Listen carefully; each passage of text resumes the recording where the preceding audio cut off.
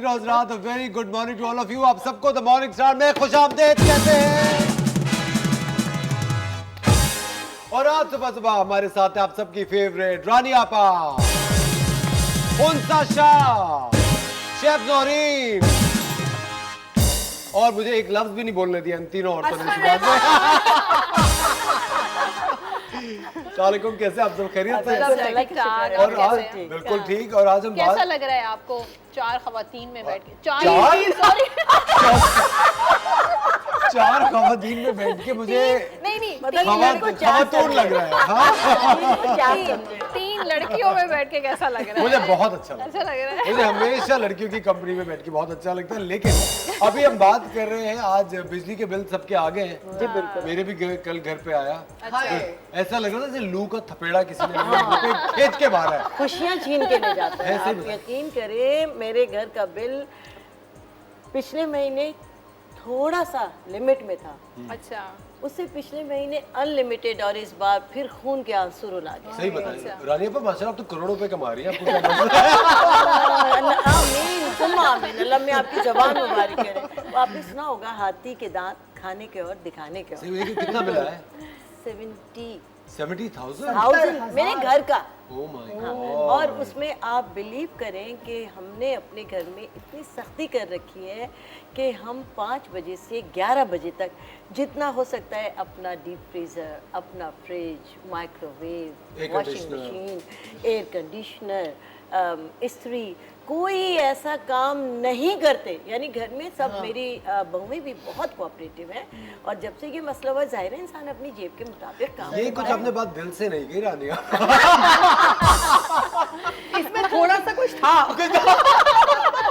समझा करे, रहना तो उन्हीं के साथ। रानी आपा, लेकिन मुझे एक बात बताएं, आप जैसी बहू थी, आपकी बहू है क्या वैसी बहू है, या आपको लगता है कि जो ज्यादा अच्छी है, या ज्यादा अच्छी है, या वक्त जो चेंज हुए वैसी है? नहीं, आप ये यकीन करें, मैं अपने वक्त के लिहाज से बहुत अच्छी बहू थी। अच्छा। और मेरी बहुएं इस वक्त के लिहाज से बहुत अच्छी हैं। और मैं हमेशा यही बात सोचती रहती हूँ, कहती नहीं हूँ कि मैंने जो बोया है मैं वही काट रही हूँ। जो मैंने जो कुछ किया है वही मेरे सामने। मैं अक्सर अपनी बहुओं से भी ये कहती हूँ कि देखो, मैं अच्छी बहू थी और मुझे इंसान का ज़मीर जानता है कि वो कैसा है। और मैंने कहा तुम लोग इतनी अच्छी इसलिए हो कि मैंने भी बहुत अच्छा किया अपनी सास के साथ, अपनी नंदों। लेकिन रानी भाई, आपको आप इतनी मेजरली पब्लिक डीलिंग के अंदर होती है, उनसा आप भी बहुत ज्यादा होती है। उनसा तो जब भी कभी कार्ड्स वगैरह निकाल रही होती है, जी जी रानी आपा, 99% जो हमारे शो पे सवाल आता है, और अगर उनसा भी जाती तौर पे बताएं, वो आता है कि मेरी शादी कब होगी। शादी के बहुत मसले मसाइल बहुत हैं, ज्यादा बढ़ गए हैं गुड़िया, क्योंकि शादी के भी मसले और फिर डिमांड्स बहुत ज्यादा हो गई। हाँ। सच्ची बात ये है कि डिमांड्स इतनी ज्यादा बढ़ गई हैं कि जो उनके रिश्ते आते हैं फैमिली से या आउट ऑफ द फैमिली, जो उनके एम्बिशंस हैं उनके मुताबिक नहीं होते, इसलिए रिश्ते नहीं हो पाते। लेकिन रानी आपा, लड़कों की भी डिमांड्स बहुत हो गई, बहुत। दोनों की डिमांड्स हैं, सिर्फ लड़कियां बेचारी लड़कों की नहीं, घर वालों की भी, सबकी हो गई है। लड़की की फैमिली तो जो डिमांड करती है सो करती है, लड़के की फैमिली ये डिमांड करती है कि लड़की के जहेज के जरिए मेरा घर सेट हो जाए, लड़के तो चाहते हैं लड़की सेट हो जाए, सेट ही कर दे, मेरे बेटे को बाहर भेज दे, यानी इस गाड़ी दे दे, ये कर दे। और पता है अफसोस ये है कि कहने को हम 2023 में आ गए, लेकिन अभी तक जो सिस्टम चल रहा है वो 1960 का। दिमाग नहीं बदला, दिमाग ये वही का वही है। जी, हम सारी गुफ्तगू ज़बानी कलामी करते हैं, हम लोग दिल से वही हैं। हाँ। हम जहन से वही। मेरे पास जो भी आते हैं ना क्लाइंट्स, वो यही कहते हैं कि हमारी बच्चियों की जो शादियां हैं ना, ऐसे लड़के हों जो बाहर सेटल हो, ससुराल का झंझट ही ना हो। और आपको पता है, मैंने इतनी दफा देखा है कि कभी बात शो पे भी, कभी हमारे रियल लाइफ के केसेस अगर आते हैं ना, वो भी कहते हैं कि रिश्ता औरत, हमने कहा अच्छा है, लड़का अकेला था ना, नंदों का मसला ना सास का मसला। ये मुझे लगता है हमने पहले से ही रानी आपा एक दिमाग में एक बात बना ली कि मसला है ये। हमने असल में देखिए, इसमें मैं कसूरवार माओं को भी ठहराऊंगी। जब माँ खुद जॉइंट फैमिली में रहना पसंद नहीं करती थी, तो अपनी बेटियों को वो कैसे जॉइंट फैमिली में देना पसंद करेगी? और जब बच्चे ने जॉइंट फैमिली देखी ही नहीं तो वो खुद उस फैमिली में कैसे कदम रखना पसंद करेगी? बाज़ औक़ात आप यकीन करें कि रिश्ते बिल्कुल पक्के हो जाते हैं। बिल्कुल बिल्कुल, आप बिल्कुल शादी की डेट देनी है, सही है। उससे पहले विजिट्स होते हैं लड़के वालों के लड़की वालों के घर और लड़की वालों के लड़के वालों के घर।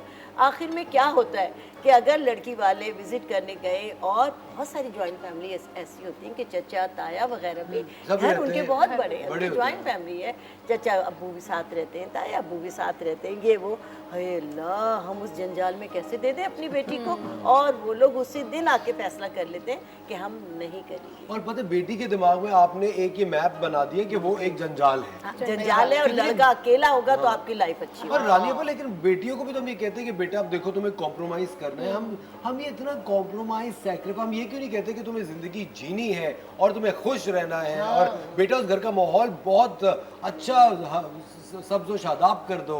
बिल्कुल, अपनी बेटी के जहन को आप तैयार करें कि बेटा तुम्हें लोगों के साथ रहना है, कि जिंदगी लोगों के साथ है, और अपनी अकेले फैमिली की तरह रहना। अब जैसे मैं आप एंटर अपने हुई आपके प्रोग्राम में, मैं एक छोटी सी बात बता रही हूँ, मैं वहाँ से एंटर हुई, इंसानी फीलिंग बता रही हूँ, आप लोगों को साथ बैठे देखकर मुझे बहुत अच्छा लगा, यानी दिल एकदम बाग बाग हो गया। इंसान एक समाजी जानवर है, वो लोगों के साथ रहना पसंद करता है। बिल्कुल। देखिए, और मुझे तो लगता है रानी अपा समाजी खत्म हो गया, सिर्फ जानवर हम सब एक जानवर है, समाजी तो कहीं रह गया बीच में। आप बिल्कुल सही कह रहे हैं, हम लोगों ने ये फर्ज कर लिया, अगर ये समझ लें मोहब्बतें दें और मोहब्बतें लें तो हमारा माशरा बहुत खूबसूरत हो सकता है। बिल्कुल। और एक चीज और मैं ये कहना चाहूंगा कि आप किसी भी उम्र में अच्छे और नए दोस्त बना सकते हैं और आपकी अच्छी दोस्ती हो सकती है। रानी आपा चूंकि हमारी सीनियर है लेकिन हमारी दोस्त है और इतना अच्छा इनसे दोस्ती का हमारा एक बड़ा गहरा रिश्ता है आपस में। वक्त हो जाता है एक छोटे से ब्रेक का। ब्रेक के बाद उनसा शाह आपको बताएंगी कि भाई आपका आने वाला हफ्ता कैसा रहेगा। उनसा वैसे ये बताएं रानी आपा की लाइफ में क्या चल रहा है?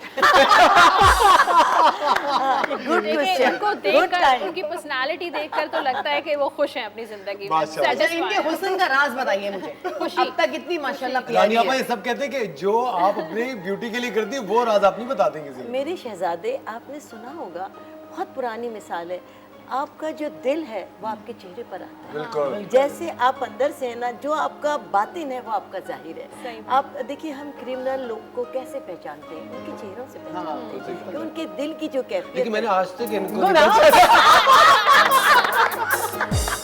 इनके चेहरा देख के मेरे 3-4 चेहरे हैं। इनका चेहरा देख के धोखा खा गया। वक्त हो जाता है एक छोटे से ब्रेक का। क़वातीन व हज़रात, मिलते हैं आपसे थोड़ी सी देर के बाद। आप देख रहे हैं द मॉर्निंग स्टार। कहीं मत जाएगा, we will be right back.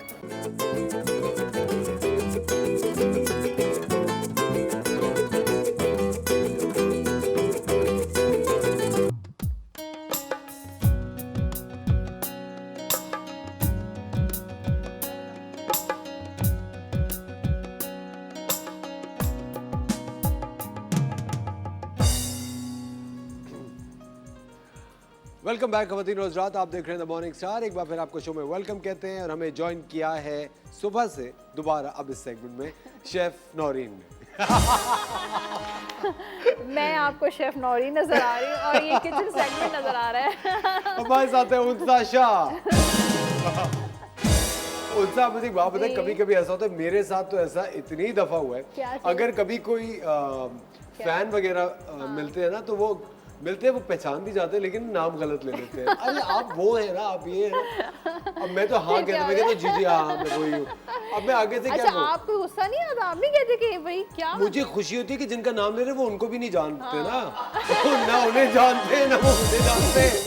मुझे ये खुशी हो रही होती है कि अच्छा उसको भी नहीं जानते। चलो कोई बात नहीं, लेकिन नहीं, मुझे बहुत बुरा लगता है जब मेरा नाम जो है ना, और इतने बड़े बड़े होस्ट होते हैं बड़े बड़े चैनल्स के, और जब मेरा नाम अनाउंस किया जाता है तो वो बिल्कुल ऐसे प्रोनाउंस किया जाता है, हाँ उष्ना उसना और पता नहीं क्या क्या। और अब की बार जो है ना, लास्ट मैंने शो किया था, मैं चैनल का नाम नहीं लूंगी ना होस्ट का नाम लूंगी। उसको मैंने लाइव शो में उसको मैंने डांटा है। अच्छा हाँ, सही बताइए क्या कहा आपने? मैंने कहा आप करंट अफेयर्स के शोज करते हैं, आप इतने बड़े होस्ट हैं, इतने पॉलिटिशियंस के नाम लेते हैं, आपको मेरा नाम नहीं आता? कह रहे नहीं, मैं आपको देख के कंफ्यूज हो जाता हूँ। मैंने कहा आप मुझे देख के कंफ्यूज हो। देखिए ये तो फिर आप उनको इस बात को तो मैं मानता हूँ। ये तो आप उनको लेकिन शुक्र है कि आप मेरा नाम सही से लेते हैं। जी उनसा। चलें अब स्टार्ट करते हैं। आने वाला हफ्ता कैसा रहेगा? एरीज से शुरू करते हैं। एरीज वालों के लिए टू ऑफ पेंटिकल्स का कार्ड है और ये कन्फ्यूजन्स का कार्ड होता है। एरीज वाले बहुत कंफ्यूज हैं अपनी लव रिलेशनशिप को लेके, शादी को लेके, प्रपोजल्स को लेके। बहुत सारे माइंड जो है आपके, मतलब डिफरेंट टाइप की आपकी कन्फ्यूजन्स आएंगी। कुछ डिसाइड नहीं कर पा रहे हैं कि क्या करना चाहिए, मूव ऑन करना चाहिए। आपके जो मेरे पार्टनर हैं, क्या वो कमिटमेंट देंगे, शादी करेंगे नहीं करेंगे, प्रपोज़ल कौन सा मेरे लिए बेहतर है, शादी करनी चाहिए इस वक्त या नहीं करनी चाहिए। तो बहुत सारी बातें, कुछ रिलेशनशिप के हवाले से, कुछ ट्रस्ट इश्यूज़ भी हो सकते हैं। कभी कभी माइंड आपका नेगेटिव सोचना शुरू कर देता है कि कोई आप दोनों के दरमियान जो है कोई थर्ड पर्सन तो नहीं है। तो ये सारी चीज़ें जो है, मसले मसाइल जो है आपको कंफ्यूज कर रहे हैं। करियर और फाइनेंसिस की बात करें, गुड न्यूज़ आ रही है। अगर आपने कहीं जॉब अप्लाई की है, कहीं स्कॉलरशिप हायर स्टडी के लिए बाहर जाना चाहते हैं, तो आपको कोई मैसेज मेल आ रहा है, वहाँ से इंटरव्यू कॉल आ सकती है और जॉब भी मिल सकती है। और आपने अगर कहीं स्टडीज़ के लिए, स्कॉलरशिप के लिए अप्लाई किया, तो वहाँ पे भी मुझे लगता है कि आपका एडमिशन हो सकता है। फाइनेंशियली थोड़ी सी चीज़ें स्लो रहेंगी, जैसे आपकी एक्सपेक्टेशंस हैं कि यहाँ से इतना पैसा आना चाहिए या मुझे इतनी सैलरी, मुझे अमाउंट ऑफ़र होनी चाहिए, तो वो चीज़ें शायद आपकी एक्सपेक्टेशंस के मुताबिक नहीं हो रही। तो एक सेटिस्फेक्शन का जो लेवल होता है बिज़नेस के हवाले से, फाइनेंसेस के हवाले से, पैसों के हवाले से, वो थोड़ा सा कम नज़र आ रहा है। जो चीज़ें आप कह रहे हैं कि ये चीज़ इतनी होनी चाहिए, वो चीज़ें नहीं हो रही, स्लो हो रही हैं। हेल्थ जो है वो बैलेंस रहेगी और आपने बहुत अपनी केयर की। जस्टिस का कार्ड है, बैलेंसिंग का कार्ड होता है। आपके हो सकता है हेल्थ इश्यूज़ रहे हों, आपने अपनी केयर नहीं की, इग्नोर की अपने हेल्थ, लेकिन अब जो है, अब टाइम है बैलेंस करने का, केयर करने का, और आपकी केयर से आपकी हेल्थ जो है वो बहुत स्टेबल हो रही है। टॉरस की बात करते हैं, आने वाला हफ्ता टॉरस के लिए कैसा रहेगा? रोमांटिक है, रोमांस नज़र आ रहा है, आपकी रिलेशनशिप में बहुत अच्छी एनर्जी पॉजिटिव रहेगी। प्रपोज़ल आ सकता है, कोई ऑफ़र, कोई आपसे अपने प्यार का इजहार कर सकता है और कोई प्रपोज़ भी कर सकता है। और बच्चों के लिए जो है वो भी बहुत अच्छा है कि आप बच्चों से आपको खुशियाँ मिल रही हैं, उनकी स्टडीज़ से रिलेटेड, उनकी हेल्थ से रिलेटेड, उनकी जो भी रेगुलर एक्टिविटीज़ हैं उनसे रिलेटेड आपको कोई हैप्पीनेस भी मिल सकती है। काफ़ी सारी फीमेल्स जो हैं वो टॉरेंस जो हैं वो कंसीव भी कर सकती हैं। ट्रैवलिंग भी हो सकती है और ये ट्रैवल जो होगा, आप कोई शॉर्ट ट्रैवल प्लान कर सकते हैं फैमिली के साथ। अगेन काम के हवाले से भी, बिज़नेस के हवाले से, जॉब के हवाले के लिए भी ट्रैवल है। आप ट्रैवल कर रहे हैं, काम थोड़े से हो सकते हैं काफ़ी अरसे से आप प्लान कर रहे थे कि मुझे ट्रैवल करना चाहिए, लेकिन उस वक्त नहीं हो सका। लेकिन ये वीक जो है आपका ट्रैवलिंग वीक भी होगा। अगर आप मुश्किलात का शिकार हैं, फाइनेंशियली प्रॉब्लम्स हैं और सैलरी आपकी नहीं इंक्रीज़ हो रही है, पैसा नहीं आ रहा है, तो आहिस्ता आहिस्ता ग्रेजुअली आपके जो फाइनेंशियल प्रॉब्लम्स हैं वो भी दूर हो रहे हैं, हील हो रहे हैं। अगर आप समझते थे कोई असरात हैं, कोई नज़रें बद थी या कुछ ब्लॉकेजेस थे, तो वो ब्लॉकेजेस भी आपके करियर में, फाइनेंसेस में वो दूर हो रहे हैं ब्लॉकेजेस। हेल्थ के हवाले से टॉरस वालों को अपनी ख्याल बहुत रखना है। आप बहुत इग्नोर करते हैं अपनी हेल्थ को। प्रॉपर आपकी जो डेली मेडिसिन्स हैं या आपका जो रूटीन है वो बहुत स्ट्रेसफुल है। हर वक्त अपने घर के बारे में, दूसरों के बारे में सोचते रहते हैं और अब खुद अपनी ज़ात को आपने इग्नोर किया हुआ है। तो इस वक्त अगर आपने अपनी केयर नहीं की तो आगे जाके आपको बहुत प्रॉब्लम्स हो सकती हैं, तो अपना ख़याल रखिए। टॉरस के बाद हम जेमिनाई की बात करेंगे और जेमिनाई वाले भी कंफ्यूज हैं। कब से पता नहीं कब से कंफ्यूज है। लव रिलेशनशिप में अगर हो सकता है 2 रिलेशनशिप्स आपके एट अ टाइम चल रहे हैं और ये शादी के हवाले से कन्फ्यूजन्स हो सकते हैं और किसी चीज़ का वेट कर रहे हैं। हो सकता है आप दोनों का सेपरेशन है, एक दूसरे से बात नहीं कर रहे, लेकिन इंतज़ार कर रहे हैं कि कब कॉल आएगी, कांटेक्ट होगा, कब प्रपोज़ल होगा, कब शादी होगी। तो जेमिनाई वाले वेटिंग वाली एनर्जी नज़र आ रही है। और इसके साथ साथ नज़र भी रखी हुई है आपने किसी पे, अपने पार्टनर पे, अपने पर्सन पे आपने नज़र रखी हुई है कि क्या चल रहा है उनकी लाइफ में, क्या एक्टिविटीज़ हो रही हैं, या आपके कोई दोस्त हैं उनकी कॉल का वेट कर रहे हैं, काफ़ी अरसे से किसी से मुलाकात नहीं हुई है, मीटिंग नहीं हुई है, तो भी वेटिंग है। प्रपोजल्स का भी वेट कर रहे हैं जेमिनाई के कब होगी शादी। करियर और फाइनेंसेस में अप्स एंड डाउन्स रहेंगे, कभी अच्छे हालात है, कभी नेगेटिव भी हो सकते हैं, थोड़े बहुत अप्स एंड डाउन्स नज़र आ रहे हैं। और अगर कोई ऐसी चीज़ है जिससे आप बहुत ज़्यादा कुछ लॉसेस हुए हैं, आपको कारोबार में नुकसान हुआ है या किसी ने आपको चीट किया है, फ्रॉड किया है, तो वो चीज़ जो है वो शायद आपकी डेस्टिनी में लिखी थी, ठीक है, और वो उसके बाद आपकी रिकवरी होगी। थोड़ा सा वेट करें, आपका जो भी अमाउंट है वो कहीं ना कहीं से किसी सेम जगह से या किसी और जगह से रिकवर हो जाएगा। आपके अराउंड जेमिनाई वालों के लिए बहुत नेगेटिविटीज़ हैं, ऐसे लोग हैं जो आपसे बहुत ज़्यादा जेलस हैं और उनकी जो थॉट्स हैं आपके लिए वो इतनी अच्छी नहीं, इंटेंशंस अच्छी नहीं है, उन लोगों से आपने दूर रहना है। और उसके बाद सेहत का ख्याल रखें, सेहत अच्छी लग रही है जेमिनाई वालों की, और अगर पास्ट में कुछ इश्यूज थे तो अब रिकवर हो जाएंगे। जेमिनाई के बाद है कैंसर वालों के लिए विश कम ट्रू, स्टार का कार्ड है, मिरेकल्स हो रहे हैं, कुछ खुशियाँ, हैप्पीनेस मिल रही है आपको, कुछ अचीवमेंट मिल रही है, कोई अनएक्सपेक्टेड चीज़ कैंसेरियंस के पास आ सकती है, कोई प्रपोजल है, लव रिलेशनशिप में अच्छी अंडरस्टैंडिंग और रोमांस और प्यार और एक दूसरे के साथ एक अच्छा टाइम स्पेंड कर रहे हैं, कोई भी किसी से शादी करना चाहते हैं वो भी आपकी विश पूरी हो सकती है।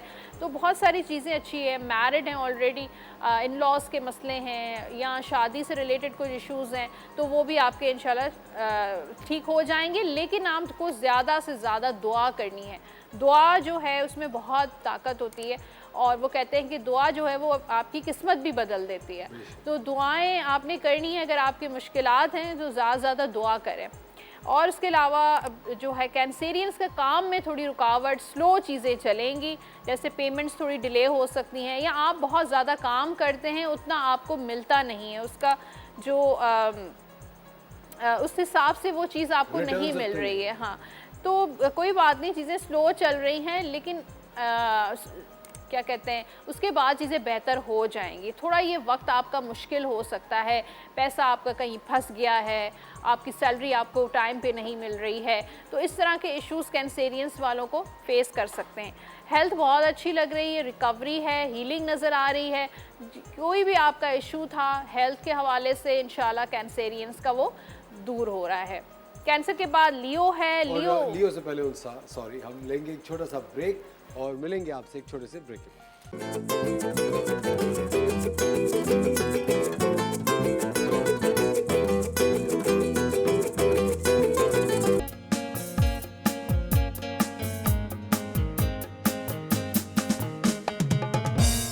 वेलकम बैक खवातीन रोज रात, आप देख रहे हैं द मॉर्निंग स्टार। एक बार फिर आपको शो में वेलकम करते हैं और चलते हैं लियो के हॉरोस्कोप। जी, हॉरोस्कोप हो रहा है और अब लियो की बात करते हैं। आने वाला हफ्ता जो है वो लियो बुर्ज असद के लिए कैसा रहेगा। टेम्परेंस की एनर्जी है, लव रिलेशनशिप के लिए पेशेंस ज़रूरी है। आपकी लव में कुछ चीज़ें इम्बैलेंस है, उनको बैलेंस कीजिए। कुछ ना कुछ ऐसी चीज़ें हैं जो आप ख़ुद बैलेंस कर सकते हैं, या आप अपने घर में प्रॉपर टाइम नहीं देते हैं, या जो है कुछ ना कुछ ऐसा ज़रूर है, जल्दी आप एग्रेसिव हो जाते हैं, गुस्सा आपको जल्दी आता है, या जल्दबाजी आप बहुत ज़्यादा करते हैं, एक्सपेक्टेशंस आपकी बहुत ज़्यादा हाई हैं। तो कुछ ना कुछ ऐसा है लियो वालों को जो है वो बैलेंस करना चाहिए। अगर आप बहुत ज़्यादा कंट्रोलिंग हैं, डोमिनेटिंग है, वैसे भी लियो वालों का जो प्लैनेट सन बनता है, ये लोग बहुत डोमिनेटिंग होते हैं, मर्जी चलाना चाहते हैं, हुक्मरानी करना चाहते हैं, लीड करना चाहते हैं, अथॉरिटिव जो प्लैनेट होता है ये। तो अब थोड़ा सा चीज़ों को बैलेंस करें, दूसरों की भी सुने और दूसरों की बातों पे भी कोशिश करें कि वो क्या कह रहे हैं, गौर करने की कोशिश करें। तो सब्र से, पेशेंस से ही आपके मसले मसाइल हल हो रहे हैं, हैप्पीनेस आपको मिल रही है। शादी के लिए अगर आप परेशान हैं, शादी नहीं हो रही है वक्त पे, तो पेशेंस का कार्ड यही कह रहा है कि सब्र करें, जल्दी नहीं करें। हर चीज़, हर काम का एक वक्त होता है। अल्लाह ताला ने हर चीज़ का एक टाइम फिक्स किया हुआ है, वो ना पहले हो सकता है ना बाद में होगा, तो उस टाइम का थोड़ा सा इंतज़ार किया करें। अब देखें किसी की शादी पहले हो जाती है, 20s में हो जाती है, किसी की 30s में हो जाती है। तो मेरे पास कितने सारे लोग आते हैं, वो कहते हैं हमारी शादी नहीं हुई है, आई एम 38, आई एम 35, तो हो सकता है किसी की 40 में हो जाए। उनसे कभी कभी ऐसे भी होता है कि अगर घर में बेटियों की शादी नहीं होती तो फिर वो बेटों की भी नहीं करते, नहीं करते पहले बहन की करेंगे, उसमें दोनों की एज बहुत ज़्यादा आगे चली जाती है। और अगर ऐसा भी होता है कि छोटी बेटी का पहले प्रपोजल आ गया, बड़ी का भी नहीं आया, तो जिसका आ जाए उसको कर देनी चाहिए। कोई ना कोई इसमें बेहतरी होती है। मैं आपको एक ज़ाती चीज़ बता रहा हूँ, एक बहुत ही मेरे करीबी जानने वाले, तो उनकी जो बहन थी ना, उनका रिश्ता नहीं आ रहा था। अच्छा। और जो भाई था उनकी, वो शादी कर नहीं रहे थे कि पहले बहन की करेंगे। अब इसी बातों में ना उनकी बहन की एज हो गई 26, 27 हो गई, 28 हो गई, और जो भाई थे वो 31, 32 के। अब शादी नहीं हो रही। भाई ने फिर उनकी बात की, फिर भाई की उन्होंने 31 में शादी कर दी। अब बहन की शादी किससे हुई? भाई के साले से। अच्छा। अब आप सोचो, रास्ता वहां से था, वो हम लोग ये नहीं समझ पाते। हम ब्लॉक कर देते हैं, हम खुद ब्लॉक कर देते हैं। बिल्कुल सही ये है। बहुत होता है, जिसका जब रिश्ता आ रहा है तब कुछ न कुछ अल्लाह ताला की तरफ से एक इशारा होता है या हुक्म होता है, तो उसको उस तरीके से कर देना चाहिए। तो पेशेंस का कार्ड है लियो वालों के लिए। सब्र करें, जल्दबाजी नहीं करें। पैसा आ रहा है लियो वालों के पास काफ़ी ज़्यादा। एस ऑफ पेंटिकल्स, कोई नया काम शुरू कर सकते हैं, कोई नई जॉब आ रही है आपकी, नया कारोबार शुरू करना चाहते हैं, बहुत अच्छा टाइम है लियो वालों के लिए। कहीं इन्वेस्टमेंट करना चाहते हैं, कोई प्रॉपर्टी लेना चाहते हैं तो भी बहुत अच्छा टाइम है। लॉटरी लेना चाहते हैं तो भी आपको जो है वो इनकम होगी, प्रॉफिट होगा, गेन होगा, फ़ायदा मिल रहा है। और यहाँ पे हेल्थ के हवाले से भी सेहत बहुत अच्छी है। लेकिन मेरी रीडिंग में आ रहा है कि फ्रूट्स आपने ज़्यादा खाएं, जो सब्जियां हैं, फ्रूट्स हैं, वो अपने खाने में इसका जो है इंटेक ज़्यादा रखिए।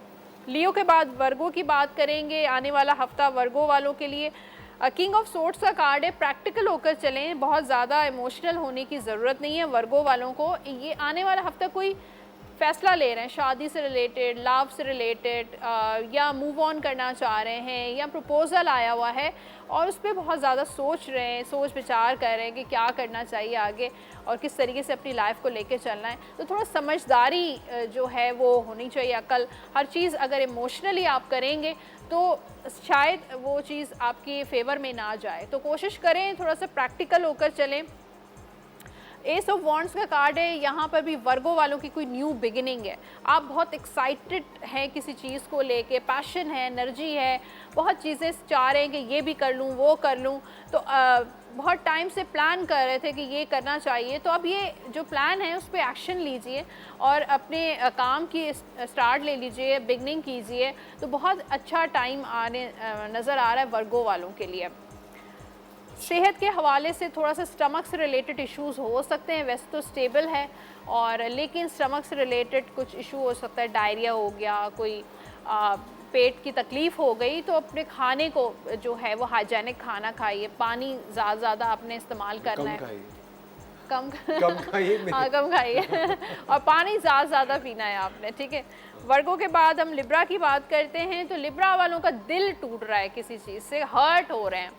अब कोई इंसान खुद ही एक्सपेक्टेशंस अपनी हाई कर देता है तो कोई ना कोई हर्ट आपको ऐसा फील होता है कि मैं हर्ट हो रहा हूँ। एक्सपेक्टेशंस नहीं रखनी चाहिए। बंदा कहते हैं ना कि बंदा किसी के लिए बहुत ज़्यादा करता है तो वो ऑटोमेटिकली एक्सपेक्टेशंस आपकी बढ़ जाती है। अगर आप किसी के लिए अच्छा कर रहे हैं तो आप उसके एवज में कुछ क्यों चाह रहे हैं? हाँ बिल्कुल, आपको वन साइडेड क्यों नहीं हो सकता? हाँ, तो ये है कि लिब्रा वाले हर्ट हो सकते हैं किसी चीज़ को लेके। कोई दोस्त आपको हर्ट कर रहा है, आपका पार्टनर हर्ट कर रहा है, जहाँ शादी करना चाहते हैं वहाँ नहीं हो पा रहे, फैमिली आपकी नहीं मान रही है उस प्रपोज़ल को लेके, तो थोड़ा सा दुखी हैं, सैड एनर्जी नज़र आ रही है, डिसअपॉइंट हुए हुए हैं, या आपकी शादीशुदा लाइफ में डिसअपॉइंटमेंट है।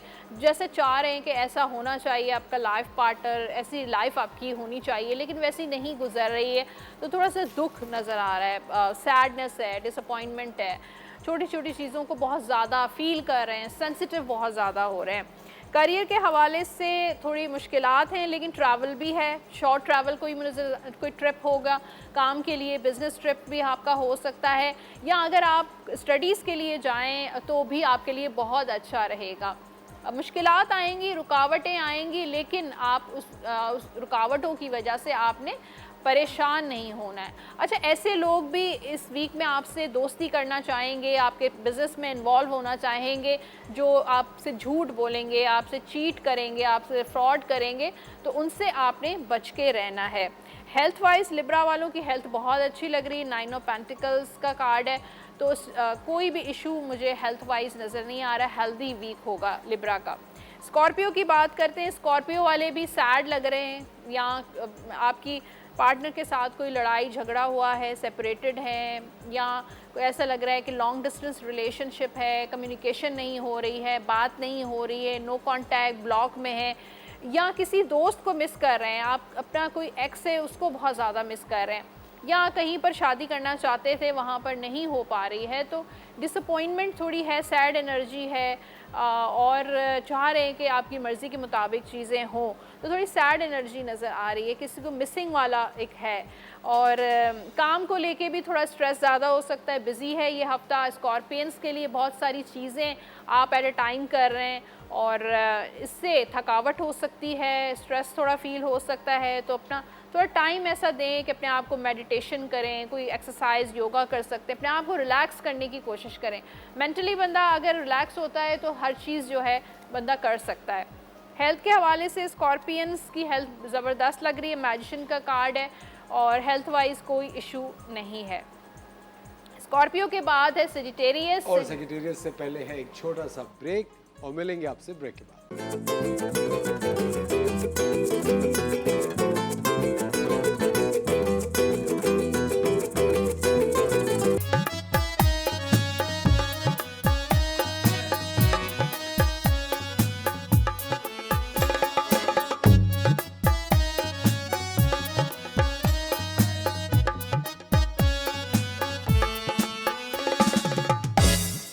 वेलकम बैक खवातीन और हज़रात, आप देख रहे हैं द मॉर्निंग स्टार। एक बार फिर आपको शो में वेलकम कहते हैं। उनसा शाह हमारे साथ है और अगला हॉरोस्कोप है सेजिटेरियस।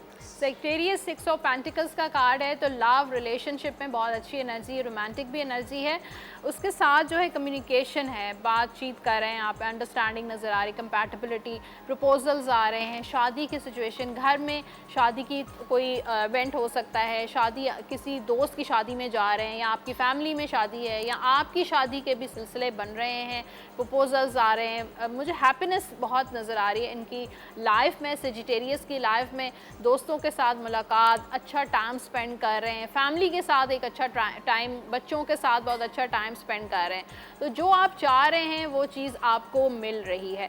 सदका आपने देते रहना है, यहाँ पर गिव एंड टेक का है कि अच्छा करेंगे तो अच्छा होगा, तो सदके आप जो भी करना चाहें ज़रूर करते रहिए। करियर और फाइनेंसिस में पेज ऑफ सोर्ट्स का कार्ड है, तो आपको कोई न्यूज़ मिल सकती है, अगर आपने कहीं पर जॉब अप्लाई की है, कोई प्रोजेक्ट चाहिए आपको, या कोई काम करना चाहते हैं, तो कोई गुड न्यूज़ मिल रही है, वहाँ से आपको जॉब भी मिलने के चांसेस हैं। लेकिन हो सकता है कि वो जॉब वैसी ना हो जैसे आप चाह रहे हैं, जो आपकी एक्सपेक्टेशंस हैं वैसी ना हो, तो थोड़ा कॉन्फ्लिक्ट हो सकता है। लेकिन आप स्टार्ट ज़रूर लीजिए, शुरुआत अपनी कर लीजिए, उसके बाद ज़ाहिर है आहिस्ता आहिस्ता चीज़ें बेहतर भी हो सकती हैं। हेल्थ के हवाले से हेल्थ का बहुत ख्याल रखना है, डेविल की एनर्जी है, एक तो नज़रें बद बहुत है, जेलसी है आपसे, कुछ ना कुछ ऐसी एनर्जीज़ हैं सेजिटेरियस के अराउंड जो है उनको बीमार कर रही हैं, या आपकी अपनी सोच, अपनी जो वहम जो इंसान बहुत ज़्यादा पाल लेता है तो उसकी वजह से भी बीमार हो जाता है, ओवर थिंकिंग, या हो सकता है कि असल में कुछ ऐसे लोग हैं जो आपसे बहुत जेलस हैं, तो अपने आप को उनसे बचा के रखिए। कैप्रिकॉन की बात करते हैं, कैप्रिकॉन वालों के लिए ये हफ्ता बहुत अच्छा रहेगा, लेकिन किसी को मिस कर रहे हैं, कोई दोस्त है, कोई पार्टनर है, कोई पर्सन ऐसा है जिसके बारे में आप बहुत ज़्यादा सोच रहे हैं, कोई पास्ट की मेमोरीज़ आपके जहन में बहुत आ रही हैं, किसी के साथ आपने बहुत अच्छा टाइम स्पेंड किया था, वो यादें आपको बार बार जो है वो तंग कर रही हैं, और कुछ हो सकता है रिग्रेट्स हों, कुछ आपने पहले कुछ ऐसी गलतियां की हैं जो आप बार बार आपको फ़ील होता है कि काश मैं ये ना करता तो ये ना होता। हो सकता है कोई ऐसा प्रपोज़ल आपने रिफ्यूज़ कर दिया हो जो अब आपको फ़ील होता है कि काश मैं रिफ्यूज़ नहीं करते। कुछ ना कुछ ऐसे मामलात हैं जो पास से रिलेटेड बार बार आपकी लाइफ में आते हैं। आपका कोई एक्स हो सकता है जो बार बार आपकी लाइफ में दोबारा पलट पलट के आते हैं। अच्छा, यहाँ पर मुझे इंडिसाइसिवनेस नज़र आ रही, कैप्रिकॉन इसमें फाइनेंसिस, करियर में, जॉब करनी है नहीं करनी है, बिज़नेस करना है, कौन सा बिज़नेस करना है, तो डबल माइंडेड बहुत है। उसके साथ साथ जहाँ पे आप काम करते हैं वहाँ पर किसी के साथ आपका कोई कॉन्फ्लिक्ट, कोई लड़ाई झगड़ा, छोटा मोटा बहस हो सकती है, तो कोशिश करें कि अपने आप को रिलैक्स रखें और जो है गुस्सा आपने कंट्रोल करना है। किसी के साथ ऑब्वियसली अगर लड़ाई होती है, झगड़ा होता है, सुलह करना बहुत मुश्किल हो जाता है, तो एक तो अपने आप को क्लियर रखिए, क्लैरिटी ज़रूरी है, इंडिसाइसिव हैं, कौन सा बिज़नेस करना चाहिए, कौन सा सब्जेक्ट चूज़ करना चाहिए, बाहर जाना चाहिए, बहुत सारी सोचें आपके जहन में आ रही हैं। कैप्रिकॉर्न वालों के हेल्थ के हवाले से anger issues, blood pressure high हो सकता है, सर में दर्द हो सकता है, तो अपने जो है एंगर को, अपने गुस्से को आपने कंट्रोल में रखना है। अब है एक्वेरियस, और एक्वेरियस का आने वाला हफ्ता कैसा रहेगा। एक्वेरियस वालों के एक तो कानों के कच्चे हैं, दूसरों की बातों में जल्दी आ जाते हैं। काफ़ी एक्वेरियस जो हैं यहाँ पर 4 ऑफ कप्स का कार्ड है, सोचते हैं लेकिन करते नहीं हैं, और अगर कोई आपको मशवरा देता है तो फ़ौरन जो है वो उसकी बातों पे अमल करना शुरू कर देते हैं। तो कोशिश करें एक्वेरियस वाले अपने दिमाग से सोचें, और अगर कोई काम करना है तो कर लीजिए, सोचिए मत बल्कि उसको कर लीजिए। शादी से रिलेटेड कोई मसला है, किसी के साथ झगड़ा हुआ है, जल्दी से रीयूनियन कर लीजिए, और किसी भी नाराज़गी को ज़्यादा लंबा नहीं करना चाहिए। तो प्रपोज़ल के हवाले से एक्वेरियस वालों का फ़िलहाल मुझे चीज़ें स्टक नज़र आ रही हैं। इस वीक में कोई ऐसा प्रपोज़ल या शादी के कोई ऐसी सिचुएशन मुझे बनती हुई नज़र नहीं आ रही। करियर के हवाले से, फाइनेंसिस के हवाले से हालात जो हैं अगर आपके अच्छे नहीं थे, कुछ लॉसेस हुए थे, कहीं से आपकी जॉब लॉस हुआ है या फाइनेंशियल लॉस हुआ है, या जो चाहते थे वो चीज़ नहीं हो रही है, तो अब न्यू बिगिनिंग आपकी हो रही है। वो बहुत ज़्यादा परेशानियाँ, फाइनेंशियल क्राइसिस थे, उसमें से एक्वेरियस जो है वो निकल रहा है, न्यू बिगिनिंग्स हो रही हैं। हेल्थ बहुत अच्छी नज़र आ रही है, खुश नज़र आ रहे, रिलैक्स नज़र आ रहे हैं। हेल्थ इश्यूज़ अगर आपके थे तो वो सॉल्व हो जाएंगे। अब बात करते हैं पाइसिस की। पाइसिस वाले आपके लव रिलेशनशिप में इंटरफेरेंस बहुत है। कुछ लोग आते हैं, मिसअंडरस्टैंडिंग्स हो जाती हैं दूसरों की वजह से।